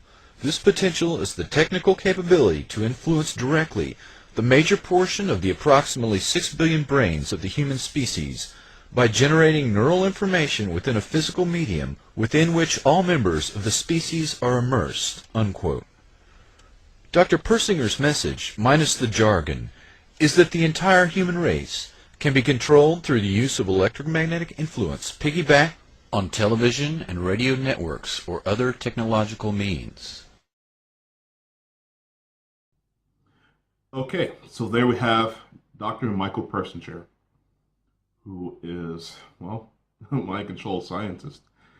And before I say anything else, you might want to check out his lecture called No More Secrets. You can find it on YouTube. And that will give you a little bit of a head start if you want to know what my next documentary, well, actually the last documentary will be covering, because I'm going to get to some other things before I get to that. The relationship of the cloud mind. But anyhow, yes, so imagine the mind control. Okay, this is electromagnetic patterns put into a person's head. No words actually heard, but the information gets there, gets into the brain patterns. Injected memories. So we can safely assume that there's a lot of memory implantation being done to people around the world. As this stuff can be done on piggyback signals, your TV, cell phones, whatever, what have you, okay? These electromagnetic signals that adds patterns are subliminally brainwashing people around the world. Now, how would this be used? Well, if the government wants to have false witnesses in the court case, a witness recalling false memories, that's one way. That way they can actually pass a lie detector test because they actually believe these events are going on. And we have people being scared out of their homes. Oh, my house is haunted. If somebody rich wants a certain real estate or piece of property, they'll do the whole Scooby-Doo bit. I am not lying to you people. This goes on. People experiencing alien abductions. Now, I'm not saying aliens don't exist. I do believe that we're not alone in the universe, and that would be impossible when you think of the math. But again, a lot of this technology has been reverse engineered from Roswell spaceship crash, and you know, the other applications, there's so many applications for this. I can't go through them all. You know, this is Project Bluebeam technology. They want to fake an alien invasion with all the stuff they're setting up. I mean, they can do it.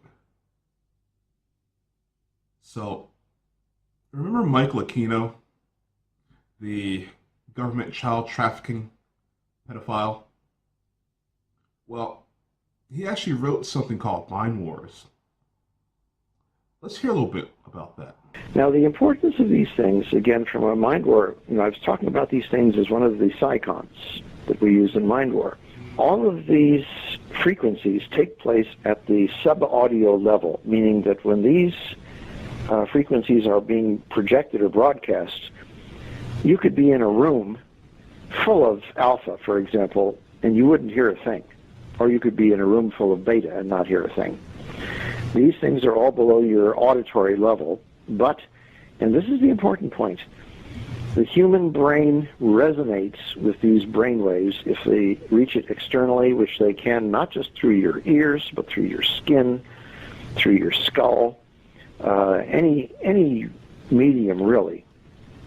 So if you have a bunch of grouchy people, to simplify this, and put them together in a room, and you want them to start cooperating and agreeing on something, first thing you do is switch on an electromagnetic generator and dial it to alpha and blanket the room with alpha. And without any of them really being aware of what's happened, they'll start relaxing and turning into a more positive frame of mind.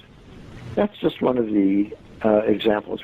The research that we have done in PSYOP into these colors have led us to the very interesting discovery that the colors by themselves will trigger a different reaction in a human being, which means that if you are exposed to red radiation, and again, we're talking about the electromagnetic spectrum here, so it's not just that you're looking at something red and that you have a visual response to it. We're talking about the actual radiation, the wavelengths of this color from the EMS itself that are coming into your brain. The red wavelengths incline you towards anger, and again, it's not because red is bloody or anything like this. It's just how red makes you angry, blue makes you intelligent and thoughtful, and green is relaxation.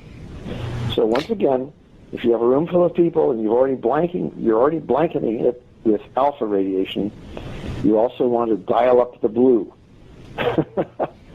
So what you see here is that as you're turning these electromagnetic and electrochemical cyclones and bringing them into play, and there are about 12 or 13 of them that I go into in the book, what you're doing is to address the mental state of mind of everybody who's subjected to these.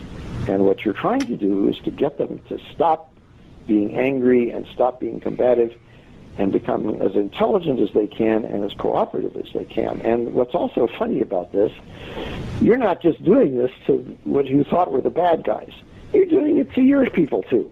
Most of these things are very omnidirectional, and most of them cannot be stopped, because this kind of electromagnetic radiation is very, very penetrating. We are literally at the point now where scientific investigation is breaking these things down into actual parts of the electromagnetic spectrum and seeing what happens when you dose a human being, so to speak, with these areas of electromagnetic influence. Magnetism is another one of those interesting ones. Magnetic frequency, or fMRI, is now a very interesting area of research. They've been doing it at Yale and some other universities out here, and probably several over in Britain as well. But you actually have a sensitivity to certain kinds of magnetism. We do have some magnetic materials in your body that are very fine and very delicate. These are, you might say, a sort of a human counterpart to what some birds have when they're using magnetic fields to navigate and so on. Bear in mind, of course, that we're talking again about the human body as an electromagnetic machine. And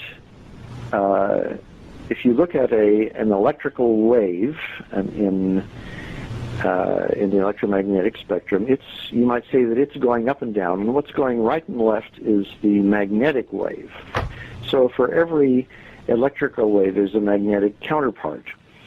And this all, not to go too far afield here, but these are the sorts of things that were getting Albert Einstein fascinated when he was trying to come up with his unified field theory, when he was trying to take all of electromagnetism and figure out that this was sort of the machinery of the entire universe, and that somewhere in here you could find things like gravity.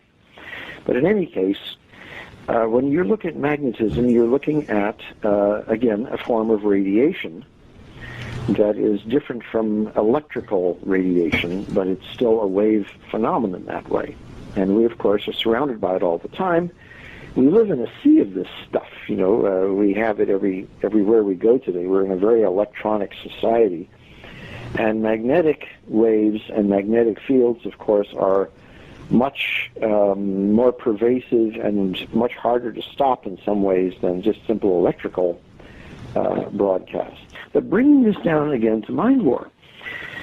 In about 2010, as I discovered, MIT neuroscientists discovered that application of magnetic fields to the right temporal lobe of the brain by means of non-invasive technique called transcranial magnetic stimulation, or TMS, can temporarily disrupt an individual's ability to make judgments based on previously learned morality. This is really quite something, because we tend to make judgments.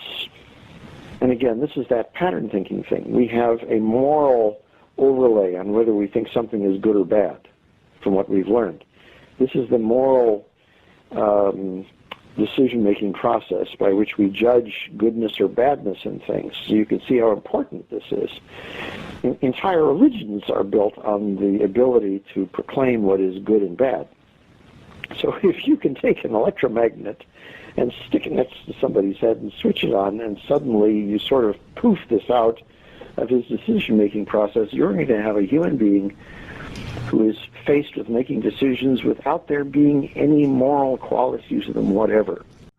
Okay, so there we have the former General Michael Aquino, former head of the NSA, and wow, the things they said and spoke so casually about, and on that note, the whole being casual about it is the conditioning. No, it's okay. Yeah, we've got this sort of stuff. No, we're the government. We're in good hands. While this child trafficking pedophile who got away with all of his crimes because he had a security clearance. That maybe because he also had mind control, but then again, I think the piper used that on the children. You know what I mean? So, let's go on to the next point here. As you see here, the sense, orient, decide, act, or the famous John Boyd OODA loop. If you lose your EMS, you lose situational awareness, you lose your ability to link operational centers, and you lose your ability at the tactical level to integrate those capabilities that allow you to do those net-enabled or net-centric operations. And from a command and control warfare standpoint, you can use electronic warfare to disrupt sensors, to manipulate the data, or degrade the systems completely, or completely degrade or eliminate the connectivity. So our ability to protect against that is important, and that's an important part of what we do in the electronic warfare business, but also that's a capability that we have in terms of how we might deal with an adversary. I have a list of fundamental EW principles. My intent here is not to read these principles to you, but to invite you to read it. It's in a paper that the Association of Old Crows has published on 21st century electronic warfare. Just want to highlight that we look at the electromagnetic spectrum as maneuver space, that we look at electronic warfare to create effects in the physical, informational, and cognitive domains, and that we do that by using electronic systems to control electromagnetic spectrum. We are advocating that we not only worry about electronic attack and electronic protect, but nowadays we must think about the electromagnetic spectrum control, and we need to add that to our list of elements along with electronic warfare support. We want to remind ourselves that electronic warfare provides freedom of action in all domains, and it's critical to the ability to do cyberspace operations because the physical networks on which the cyber networks ride are protected by electronic warfare or can be attacked through electronic warfare operations. Okay, so in this electronic warfare scenario, it's all about information. Information. The best definition for mind control is the control of information or control of the flow of information. If you can destroy or manipulate cyber components, computers, whatnot, and I want to stress this point because a lot of people have been framed for having, let's say, secret information, secret documents that were not supposed to be in their hands. This is how they get the good agents who want to talk about things and want to go to the media, and they will scoop up these good people, a few good people in the government who want to protect the country. And they'll scoop these people up. They will get geniuses on the computer, people who have great skills that they want to use. What do, they attack these people, put child porn on their computer, have FBI kick down the door, 10 minutes later, and then they've got a scenario of, okay, work for us or we'll put you in prison for the rest of your life. They don't want any hackers out there that can challenge this system. So, I mean, again, implantation of information wherever they see fit, so they can use it, whether it's on your computer or in your very mind. So, let's go further into it. General Mike Aquino wrote From PSYOP to Mind War with Colonel Paul E. Vallely, The Psychology of Victory. He discusses the use of psychotronic weapons or electronic weapons that influence the mind. Capitulation could be induced without firing a shot by using signals piggybacked on broadcasts of radio, TV, microwave communications to influence through subliminal suggestion, holograms, voice-to-skull and silent sound technologies to manipulate the feelings and thoughts of the target population. Behavior modification is a key component of peace enforcement, and modification will be directed at the American people.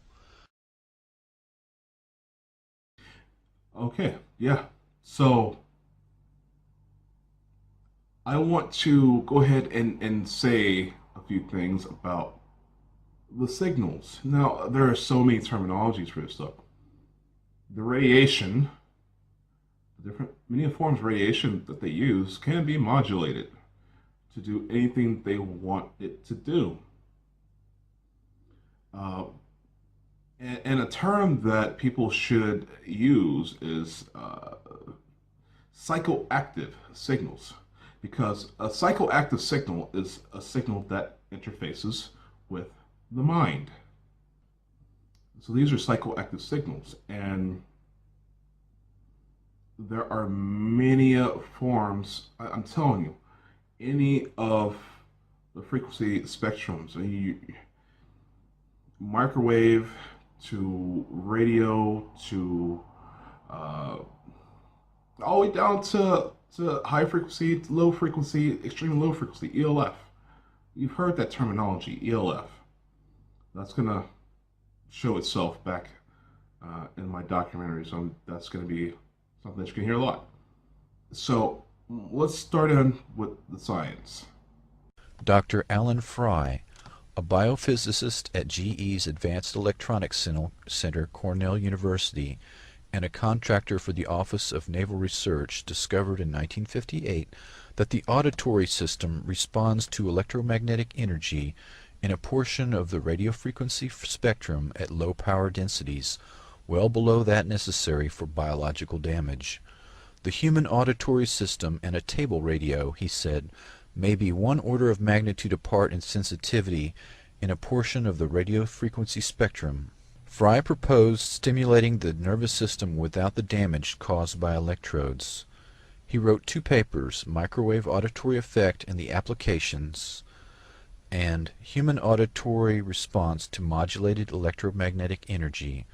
Dr. Fry's work had obvious implications for covert operations. He synchronized pulse microwaves with the myocardial rhythm of a frog's heart. The heart stopped beating.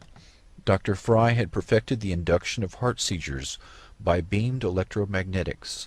He microwaved cats and found that stimulation of the hypothalamus had a powerful effect on emotions.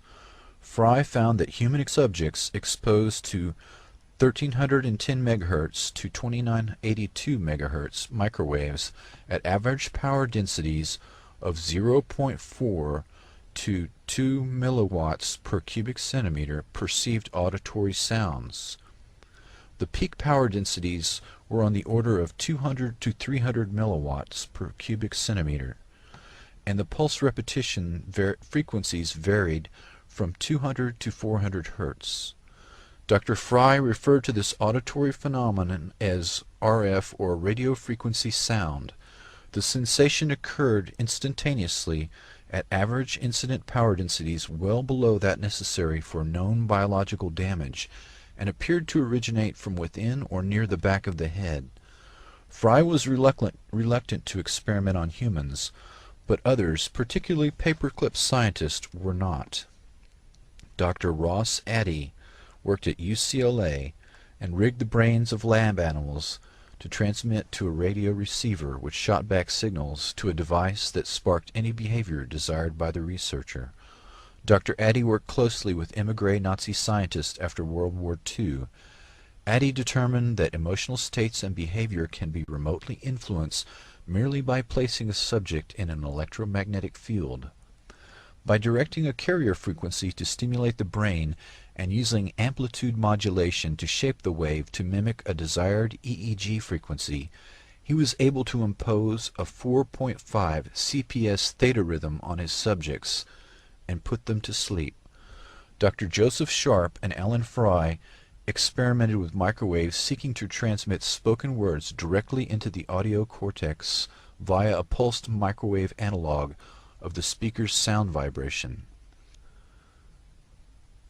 Indeed, Fry's work in this field, dating back to 1960, gave rise to the so-called Fry effect, which is now more commonly referred to as microwave hearing.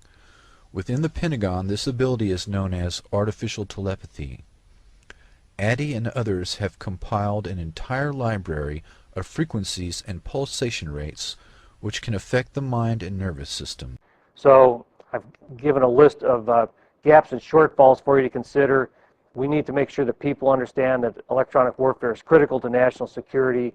We need to address some doctrinal shortfalls, specifically in terms of electromagnetic spectrum control and attack. We need to look at our ability to have a workforce to do these things in the future, because we really have significantly reduced our production of electronic warfare specialists, both in the military and in industry. We need to do leadership development to make sure that we have people in key positions that understand electronic warfare. So he says that we need to have a workforce of people to utilize these technologies. Now, when you talk about a workforce, I mean, this isn't just military personnel. This isn't just covert ops here. These people have to enslave you. This is all about money as well. It's not just mind control itself, but it's keeping their power.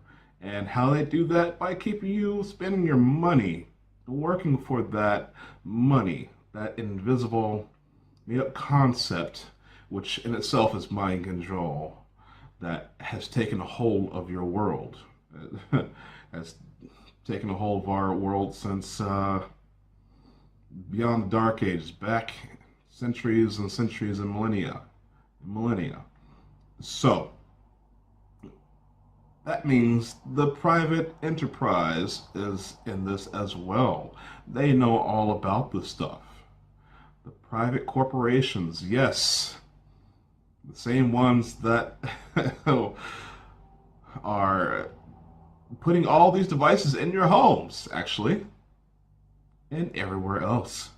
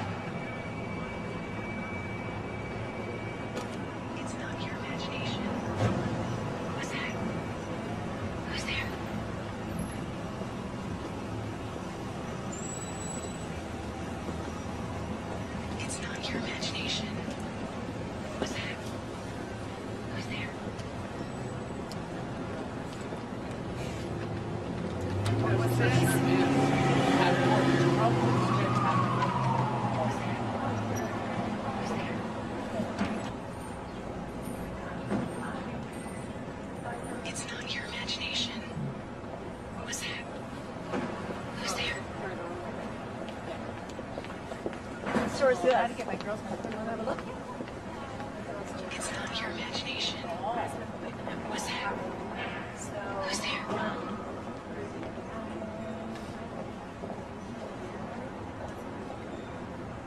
It's not your imagination. What's that? Who's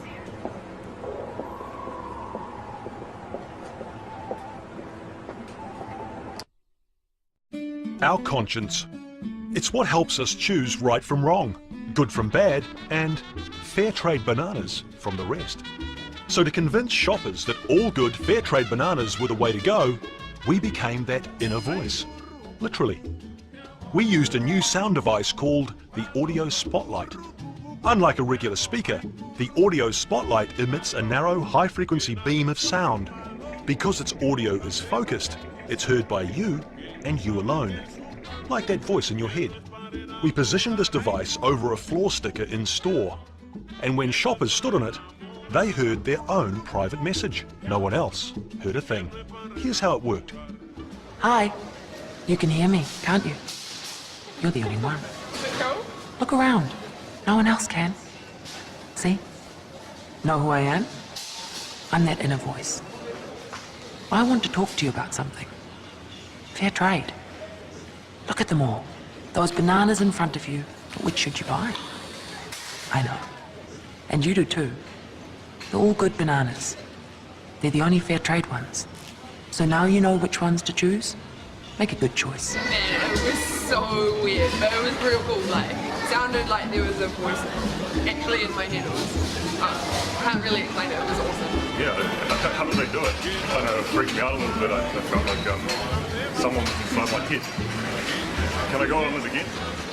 Over 2 weeks, thousands of shoppers listened to their conscience, and all good sales went up 130%, which was all good. Okay, so you've seen this thing in action, how the companies, TV, you know, AME, want to, okay, start over. So yes, you see how these corporations, TV hopped on this immediately. Television, we have a TV channel promoting a TV show. Mind control, brainwashing, that's the narrative here. So, not to be so much of conspiracy theory here, or even though it's conspiracy fact. Again, I'm more about the science. So let's dig in. Let's dig into the science.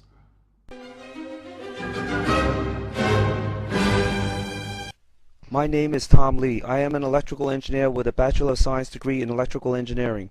I have graduate studies in electrophysics with 41 years of experience in the design and development of satellites, RF, microwave, digital, electronics, and antennas, and computer programming and repairs. I want to present to the public this technical information on the design and development of RF hearing or microwave hearing, spying, and electronic biological weapons, also known as EBW, satellite systems. This information is from my professional and personal experience. For the balance of this presentation, I will refer to RF hearing or microwave hearing as RF hearing. The following figures depict the various technological concepts that are used to create a satellite system that can be used for spying, RF hearing, voice and sound generation, and electronic biological weapons generation. It will enable the reliable generation of a voice directly into the inner ear from a transmitted RF signal on demand. Figure 1 shows the equivalent circuit of an inner ear. The R is an equivalent biological resistance of the inner ear. The 0 and 180 degree phase shifted tone and voice modulated radar RF hearing voice signals are cancelled out across R, the biological resistance, leaving the electrical voice signal to go to the brain for hearing. Figure 2 shows the 0 phase and 180 degree phase shifted tone and voice modulated radar RF hearing voice signals hitting the targeted victim to generate the audio and voice sounds in the inner ear. Figure 3 shows 2 voice modulated radar RF signals. One is at 0 RF phase and the other is phase shifted 180 degrees. When they are added, the RF portion of the voice modulated RF signal is cancelled and only the voice remains for hearing. The mathematics used to analyze these waveforms is simple high school trigonometry. Figure 4 shows an experimental setup to demonstrate the SPI radar RF signals that can be used to reflect out the vibrations from the vocal cords or throat to spy on conversations from a remote location. In this case, when used in a satellite, it can be approximately 250,000 feet or higher for low-altitude orbital satellites or 24,000 miles high for geosynchronous satellites. It will also pick up and reflect out of the body other biological information such as eye information for video, subvocal recognition, which is essentially mind reading, and more information such as computer data can be accessed remotely, and it can hunt for submerged nuclear submarines. This is all mentioned in the remainder of the presentation. Please observe all safety precautions. This is an electronic biological weapon. Any risk encountered will be the responsibility of the user. All transmissions of RF signals will require FCC approval and appropriate operator licensing. Maximum RF exposure as specified by the FCC is 0.2 milliwatts per square centimeter for 30 minutes of exposure time. Figure 5 shows an experimental test setup that will generate a tone or voice in the head and inner ear from a pair of tone or voice modulated radar RF hearing voice signals. Two identical audio tone or voice modulated RF signals with one of them RF phase shifted 180 degrees are both transmitted into the targeted victim's head. The two RF signals are then phase cancelled in the inner ear. The remaining electrical audio tone and electrical voice signal will be heard in the inner ear. Figure 6 shows a simpler, less expensive experimental test setup to use than that of Figure 5. Figure 7 shows how this spy and tracking signal RF hearing voice generation electronic biological weapon radar satellite system is implemented. This two-satellite radar system is called a bistatic radar system. When not used as a radar, spy, RF hearing, tracking, or EBW satellite, it is used as a standard communication satellite. It is very deceptive in its total capability. Please read the balance of this presentation. It is very lengthy and may be boring to most, but it contains very important details. It is too lengthy to say all of it here. Please use the pause icon at the lower left to stop the flash feeding of the presentation so you can read it at your own pace. Use the video enlargement buttons at the lower right of the display if the lettering is too small to see. Please tell others of this information. You may help comfort those afflicted with radar RF hearing signals generated by the United States government and associated parties. All persons that are afflicted with this microwave hearing or RF hearing signals should do what I did. Submit to the United States government a contract for money for using these microwave or RF hearing satellite systems on you for services rendered. My contract is mentioned in this presentation. I will be demonstrating the RF hearing voice generation that you can hear directly in the inner ear in the very near future. Thank you for your interest and time. This is the acoustic heterodyne ultrasound weapon. U.S. patent 5889870, patented March 30th, 1999. The first piece of this weapon starts with two 200 kilohertz air-type ultrasound transducers. In step 2, you see two waveforms coming out of these tubes. There is no audible sound. This is ultrasound beyond human hearing.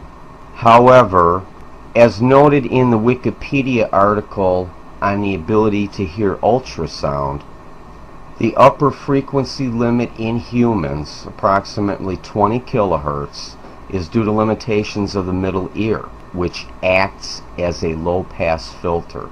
Ultrasonic hearing can occur if ultrasound is fed directly into the skull bone and reaches the cochlea through bone conduction without passing through the middle ear. So that is very much like the microwave hearing effect that does not pass through your ear but is bounced off the skull. Also, take note of the other thing I highlighted. It is the fact that children can hear some high-pitched sounds that older adults cannot hear. Now, number 3, you see one signal is pure 200 kilohertz sound. And here in 4, the other signal from the other tube is nominal 200 kilohertz, but it's frequency modulated by voice or other audible range input. This is very much similar to the technique of silent sound, microwave mind control.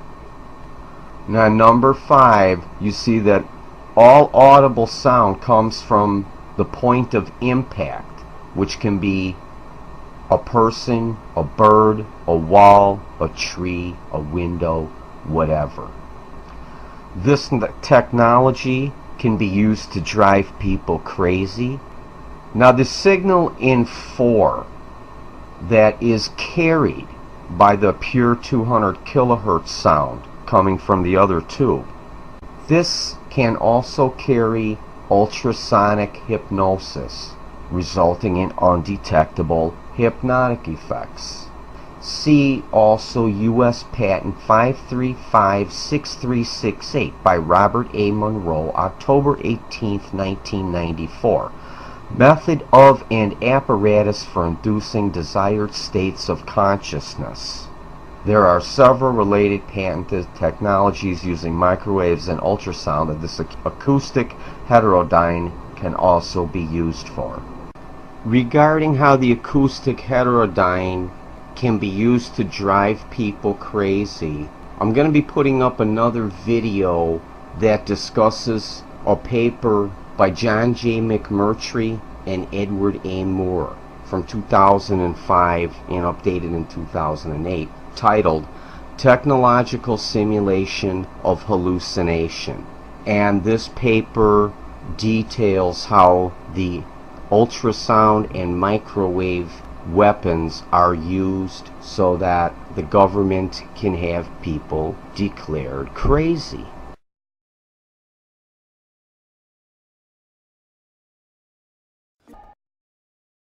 Okay, everybody knows what this is. A laser, right? Nice beam of light in many applications. Have you ever, what about sound? Can we create a laser-like or a beam of sound? Well, it's very hard to do. And the reason it's hard to do is that typical sound wavelengths are like this big. And long wavelengths bend. They bend around objects. If you have two people on either side of a barrier here, an opaque barrier, they can't see each other, but they can hear each other, right? How can that happen? Well, the sound diffracts. And it diffracts because the wavelength's long. When the wavelength's small, if the wavelength was very small, the sound would just go out here and this person wouldn't hear. So this makes it really hard to create a beam. But people have been extremely clever about this, and there is a way. It's complicated. We teach it in an advanced course here, and it takes 2 lectures. Is that right, Andres? Oh, he left. He's supposed to do that? Yeah, so I'm going to try to give you just a basic, make this really simple. This is called an audio spotlight, and it's only $2,000. And you know who paid for it? Your parents, right? Okay. So what it does is it has some transducers here, some discs that generate sound, and it puts out 65,000 hertz, 65 kilohertz. How high can we hear? 2,000. Around 20,000. Well, you might be able to. Not you get older. Or you should have a hearing test. It's important thing. So anyway, 65 kilohertz, way beyond ours. Dogs can't hear it. It turns out cats can. Okay, bats, no problem. They're typically, they go up to 100,000 hertz. All right? So we can't hear this. It's going, I haven't turned it on yet. When I do, it's going to blast out a 65 kilohertz beam. Because the wavelength is so small, it doesn't spread. Because 65 kilohertz has a wavelength like that. So it's going to be, in that sense, similar to a laser. It just comes right out as a beam. Now, how do we make that audible? Well, they put a modulation on top of the 65 kilohertz. There's a modulation. And now, here's the next thing I have to tell you. That 65 kilohertz is very high amplitude. It won't hurt you, we don't think. Okay? You certainly can't hear it, and we don't think it'll hurt you. And it's very high amplitude. And what happens when you have 2 sound waves like this, Sound plus sound can create sound, but only at high amplitudes. At low amplitudes, sound waves just travel right through each other. You may be sort of familiar with this. But at high amplitudes, you can create sound. So what happens in this apparatus is, the audio sound, the sound that you're going to hear, is actually created in the beam, not here. And because it's created in the beam, and it stays in the beam, we have a beam of sound. So let me demonstrate this for you. Let me turn it on. And I'm going to find the piece of music that we like. Yeah. You may not like it. The Eagles? Yes. You like the Eagles? Yes. Okay, good. Oh, we have a friendly audience this year. Yeah. I think they're just saying that to make us feel better. Right. All right.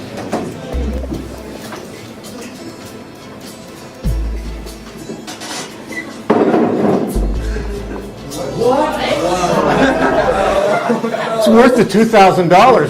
It's not our money. Now, the sound that you're hearing is being created in this beam. It almost sounds like it's coming from your head. So let me try to scan the whole audience here so everybody gets to hear this. Absolutely remarkable. Pete, are you getting it?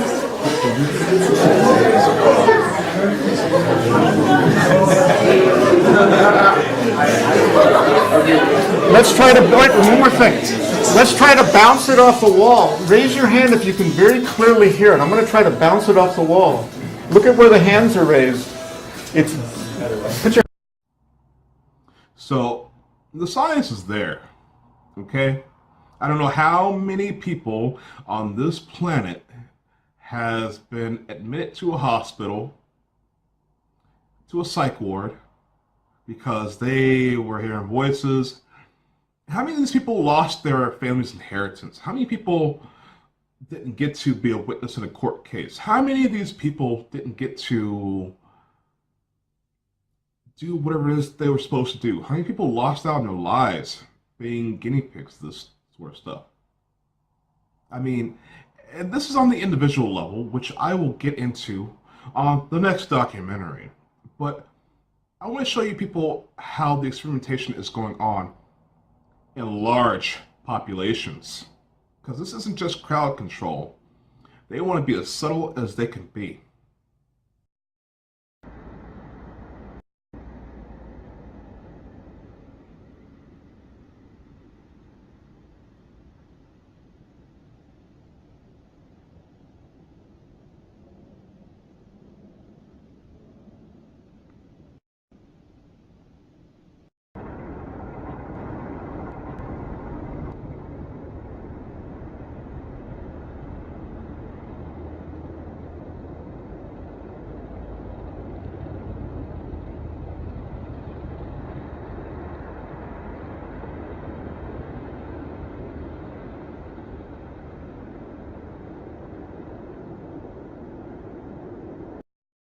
Shortly after we moved here, within the first few months, I just woke up in the middle of the night and heard this strong humming sound, kind of like a just a steady hum. I'm not sure of the exact pitch, it's kind of low. Not unlike a refrigerator sounds. From what I've heard is some people can hear it, some people can't. Some people, like, it rattles their teeth and stuff and like drives them insane, and some people hear it and doesn't bother them. I've heard interesting theories about it, like that there's underground engines here that power like Los Alamos and secret military installations around here. You know, when I live off in the middle of nowhere, and I listened for it, but I've never heard it. One of the things I discovered is that whatever I was hearing was much, I mean, I could hear it inside of a structure inside the building. I couldn't hear it outside. I would go to the place where I thought it was emanating from, and it was it might get weaker and then be somewhere else. And it was really frustrating. It would be really strong sounding when I was back in the bedroom. I'd hear it out there. I'd come out there, and it was smaller. So I thought, well, maybe it's outside somewhere. I'd go outside, and it completely vanished. Do you ever hear a noise? Not a bump in the night per se, but a hum. A mysterious, constant, and very low frequency noise. If so, you may be one of an estimated 2% of the global population that can hear the hum. The hum is the name given to an ominous and very mysterious deep rumbling noise that can reportedly be heard by thousands of individuals across the globe. It apparently sounds like a very low-pitched rumbling sound, kind of like a diesel engine truck idling in the distance. But no matter how hard people search, no one has been able to locate the source of the sound. It sounds like it's coming from all directions equally. Some say it even comes from the sky. This is a recording of the hum made in Taos, New Mexico.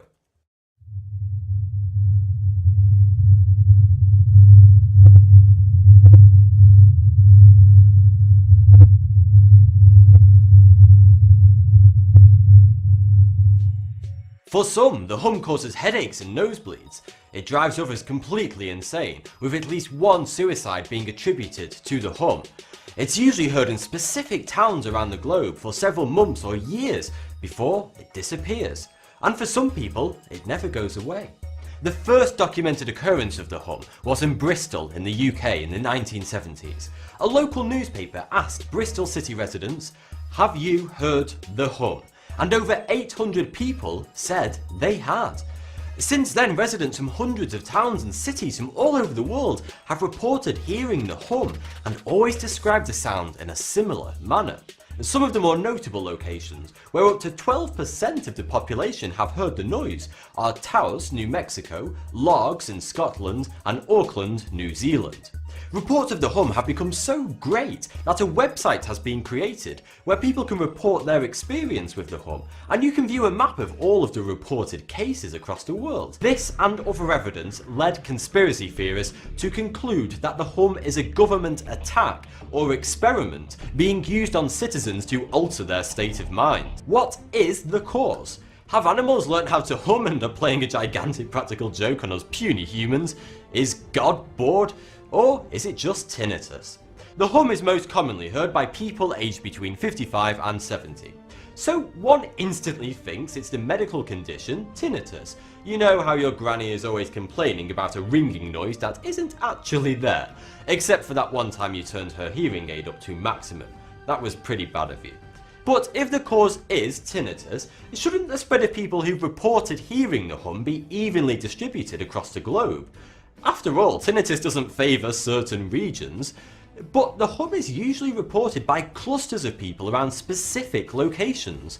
Also, new research carried out recently in Cambridge, England, suggests that the source of the hum is external, not internal, which is what hum sufferers have always argued. In 1978, a story in the Eugene Register-Guard announced the discovery of a mysterious radio signal that had been beaming the entire town of Eugene, Oregon for several years.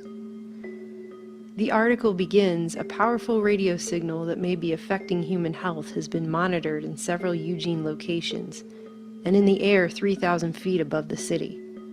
The source of the radio signal is unknown."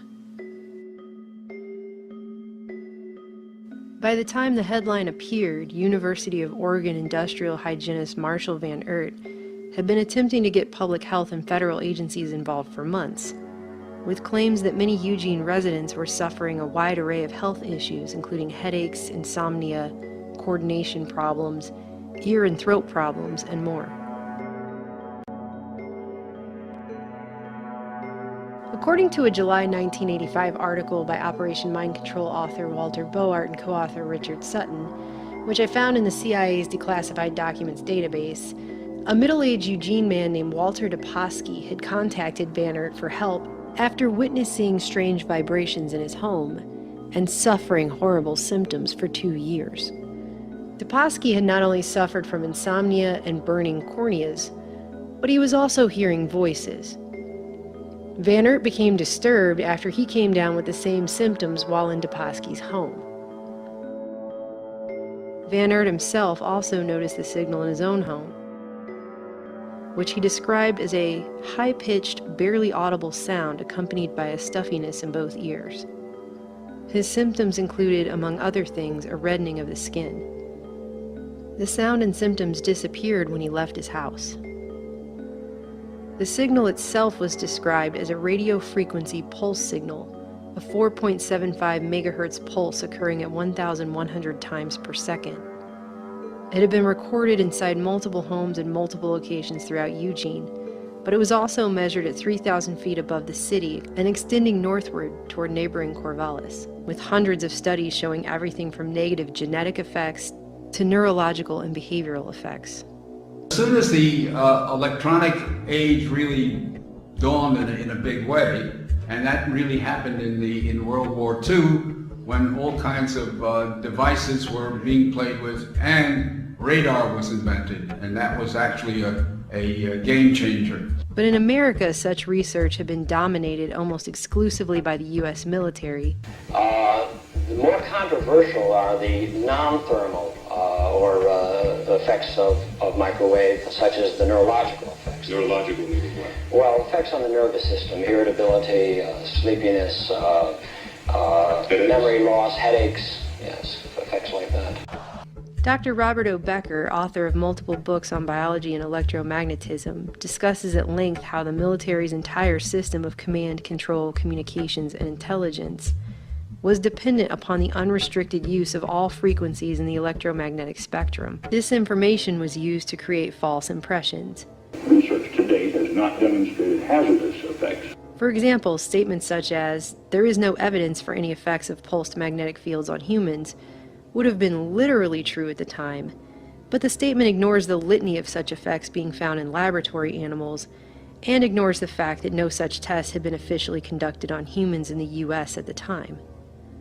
In the background, documentation on the effects of EMF was being collected and stashed away from public consumption. In just one example of many, a 1959 CIA scientific intelligence report on the Soviet space program, which was not declassified until 2008, plainly discusses the fact that data from both Russian and American studies showed that, quote, electromagnetic energy of appropriate frequency and appropriately used might cause a variety of mental effects, including obliteration of memory, stimulation of memory, and hallucinations.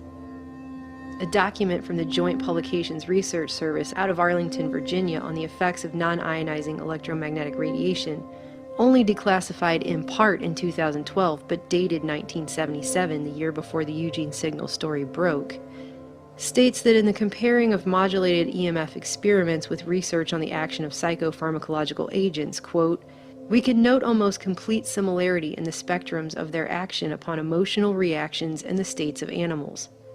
In other words, by the 1970s, they found that modulated EMF could affect people's emotional states the same way psychotropic drugs could. A scientist who did not want his identity revealed is employed by the U.S. government and has done secret RF weapons search. He believes humans are susceptible to remote alterations of mood and awareness. Certain kinds of weak electromagnetic signals work exactly like drugs. So the promise is that anything you can do with drugs, you could do with the right electromagnetic signals.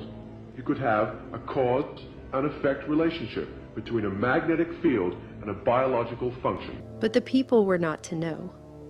Formal U.S. scientific establishments were mobilized against any serious challenges to the thermal effects standard, and groups of manufactured experts and scientific boards were provided with ample funds to serve as expert witnesses and spokesmen against anyone with credentials raising serious questions about the bioeffects of electromagnetic energy.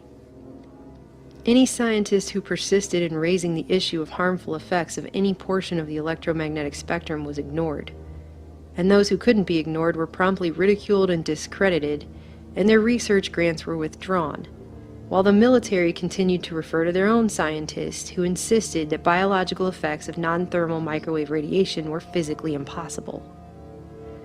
This continued for years, and in one sense is the exact point of one of the most important and powerful but overlooked parts of the warning President Eisenhower gave when he left office. Akin to and largely responsible for the sweeping changes in our industrial military posture has been the technological revolution during recent decades. In this revolution, research has become central. A steadily increasing share is conducted for, by, or at the direction of the federal government. We must also be alert to the equal and opposite danger that public policy could itself become the captive of a scientific, technological elite. Interestingly, one of the people that Van Oort turned to for help in measuring the Eugene signal was a man named Clifford Schrock, a Tektronix Inc. engineer who, it is pointed out in the article, just so happened to write portions of the CIA and NSA's manuals on the use of radio equipment for debugging.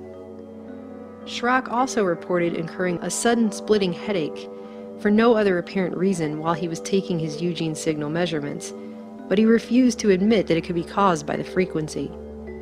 The article ends with a few explanations of what could be causing such a strange signal, including the possibility of an errant frequency from a government military installation.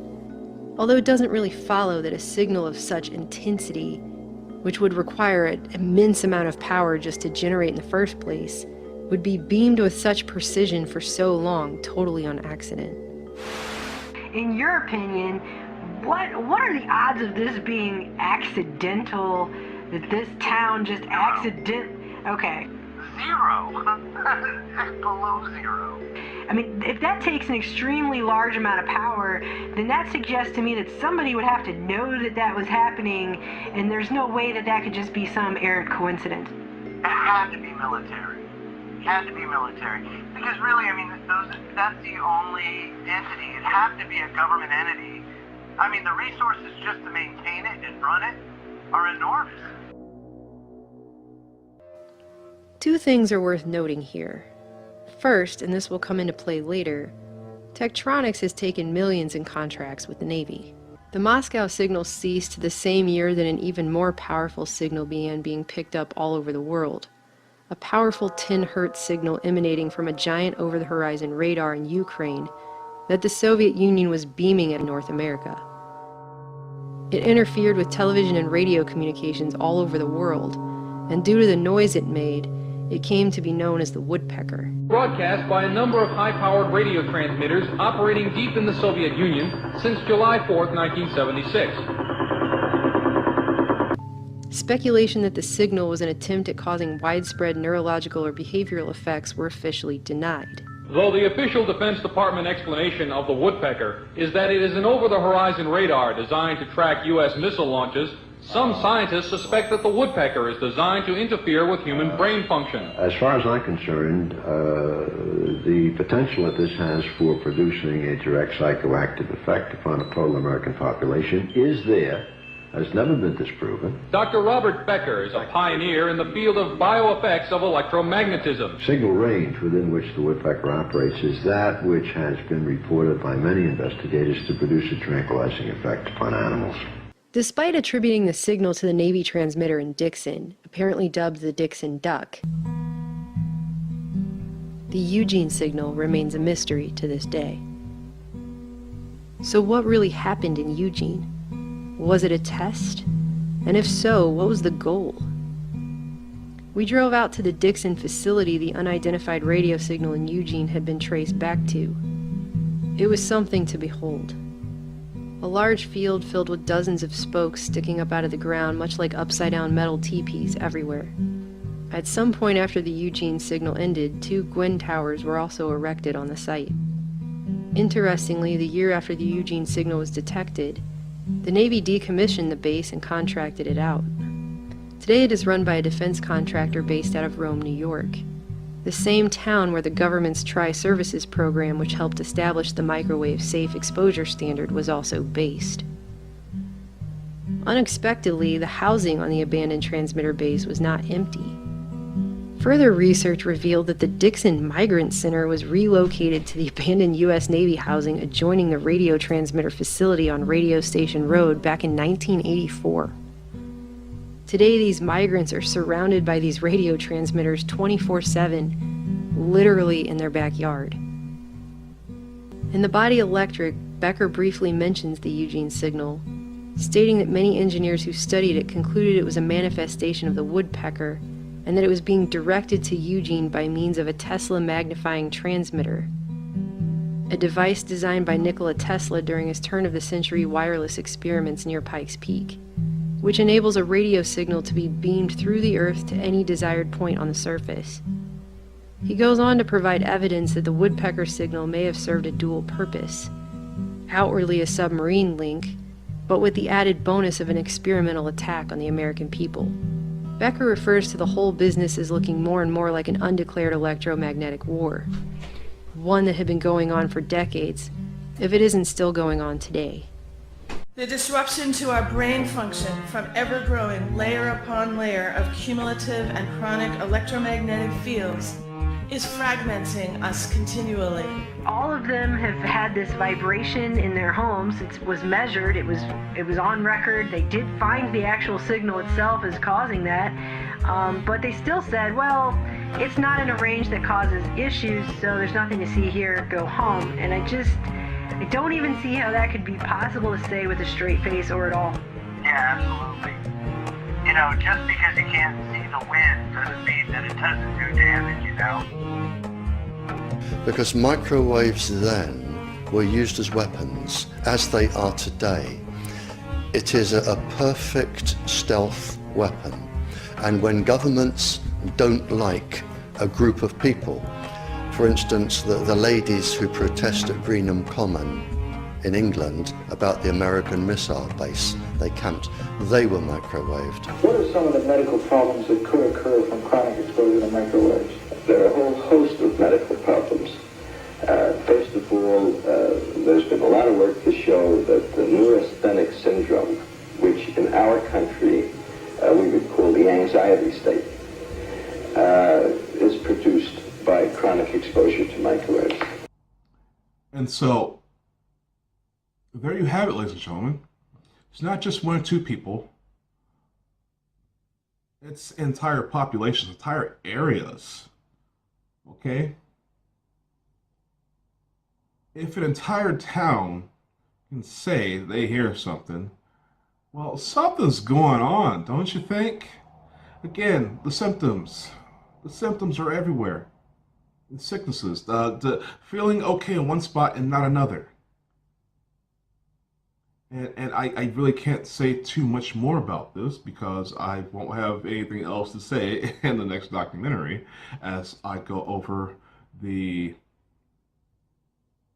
victims' side of the story on this aspect. So the thing is that these people are telling us everything. Everything's an open conspiracy. There's so many people involved in these projects around the world. I don't care what it is. Fluoride in the water, the GMOs, they can't hide the stuff because there's so many of us. Because there's so many of us. And there's so many of them. It takes a large workforce of people to commit these crimes. So what do they have to do? They have to make it seem like, oh, it's not a crime. Oh, we're doing this. We're the government. It's okay. Oh, no, it's good for you. And they really don't want to talk about something? Deny, deny, deny, deny, deny, deny, deny, deny. Huh. Yeah, wouldn't it be helpful to have all these things spread across the domain? These people, in their terminology, they want this technology across the world. Domains, domains, domains. They have actually shown you they don't believe in domains. They don't mind crossing boundaries. There are no domains. They want the full spectrum dominance. So, as they are going to have this spread across all domains, how is it that they're going to do it and us not notice it? Have you ever been driving along the highway and noticed a rather odd-looking tree sticking up above the rest? What kind of tree do you think that is? It's a pine tree. It's a pine tree? It looks like it anyway. It's not a tree. What do you think it is? I think it's disguised as a tree. It should have more leaves coming down further, like a real evergreen tree. What you're looking at is actually a cell phone tower. Many communities have decided that this is easier on the eyes than one of these. No one really wants that visual pollution. There are certain cities that now have required all the new towers that are being built to be disguised. Andrew Messing is the president of Larson Camouflage, a company that builds cell phone towers in a wide variety of disguises, from palm trees to water towers to flagpoles. This is one of our saguaro cacti that's going up to the Phoenix area, and the antennas are concealed inside. They're extremely realistic. People drive by them all the time and they think they're real cacti. Cell antennas are also being hidden inside all kinds of architecture, like clock towers and fake chimneys. The site very much dictates how the tower will be disguised. We've done some grain silos in the Midwest because it would look funny to have a 150-foot tall pine tree. And every antenna comes with electrical equipment, which also must be hidden. In this Colorado site, it's encased in a man-made boulder. And in Arlington, Virginia, this house has the neighborhood fooled. Door-to-door salesmen visit this house. Free newspapers are dropped off at this house. John Johnson works for Verizon Wireless, which built a house where no one is ever home. The inside is filled with the equipment needed to operate a traditional tower that sits in the backyard. Why do you have really a very nice looking house as a housing for electronics? Well, if you look around, this is a very nice neighborhood. We wanted to be able to blend into the neighborhood and not create something that would be unwelcome. But disguises are expensive. A tree like this can cost as much as $120,000, 4 times the price of a metal tower. Now, do you camouflage all your cell phone towers? If we did, you probably couldn't afford your cell phone service. But we do camouflage those ones that we need to. And the ones they feel they need to disguise are often in communities that put up a fight and refuse to accept a traditional tower. Of the approximately 200,000 cell antenna sites in the U.S., only about a fourth are camouflaged or hidden. Here we're at the tennis stadium, and we've disguised our cell site to look very much like one of the light poles that illuminates the stadium here. But for many churches, the wireless problem is a blessing. This Washington congregation receives more than $1,000 a month to allow antennas to operate in their steeple. It's sort of serendipity that we came to have this, and so I think a lot of churches would like to have it. But of all the disguises we've seen, our favorite is this site in Staten Island, a cell phone tower made to look like a lighthouse. And it's so realistic that neighbors say it attracts tourists. They do take photos, have people that do come up, they look at it. The only giveaway is that it's miles from the ocean. It's much nicer than what it could be. I mean, would you like that instead of antennas just showing up? Oh, it's beautiful. It's outright beautiful. And you guys, you know what? With text messaging and video streaming on the rise, wireless companies will continue to be very busy building more towers. And if they do it the way they hope to do it, you won't even notice them. Yeah, ladies and gentlemen, this is real. This is real. Hey, you clicked on the link, okay? You fell down the rabbit hole. You want to know what's going on? You found it. Okay? You found all of it. So, the thing about mind control and covert warfare, no one has to know that's going on. Someone asked me one time, how is it can you tell if you're under mind control? How would you be able to tell? Well, you can't unless you have something that sticks out, okay, that says otherwise. How do you know you're under mind control from a frequency tower or a frequency antenna when it looks like a cactus? Out of sight, out of mind. And I don't know how these people are getting away with having these facilities disguised as homes. I mean, think about it. You're going to go to McDonald's, right? Well, if you're going to go to McDonald's, you got to know what the McDonald's looks like, right? McDonald's can't just all of a sudden start selling hamburgers out of houses. There are codes, there are regulations, there are identifiers across the board. This is a restaurant. This is a restaurant. You're gonna get hamburgers here, right? Everybody sees Golden Arches, right? How are you gonna have houses? And I don't want to hear this crap about, well, they look ugly. And so Make them into art projects. I don't care. Paint them, make them look pretty.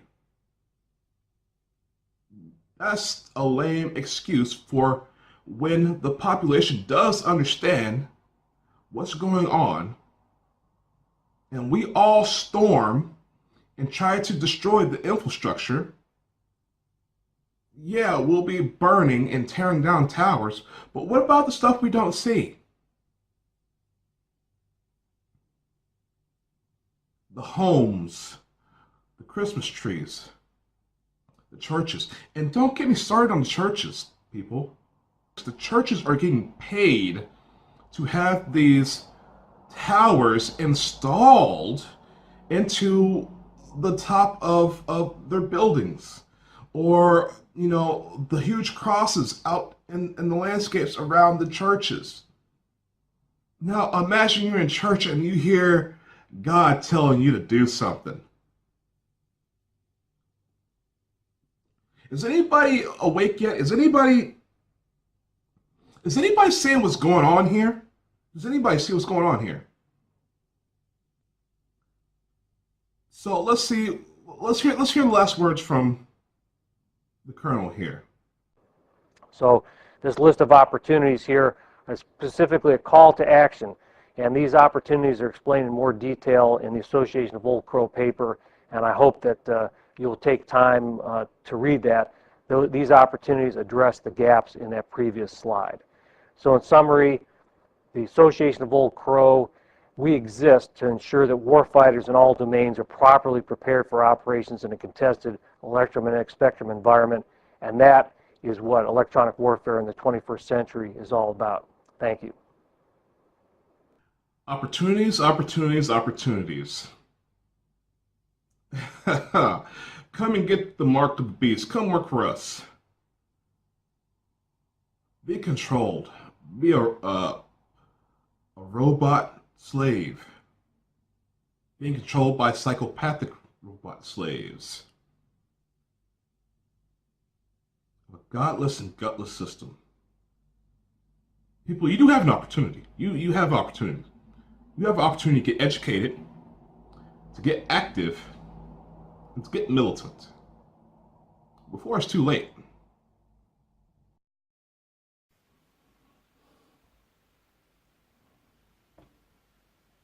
Dr. Stephen Greer, a man that I found out about recently through research.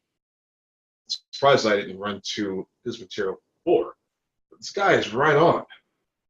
He's a doctor, medical doctor, head of SETI, and he has spoken to a lot of people over the years, especially government agents, whistleblowers, just like I do.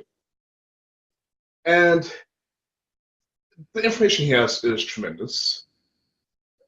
And it really, really goes to show you that anybody who's out there looking for truth will find it. Now, this particular clip, he's talking about the psychotronic devices and what they can do. We can target somebody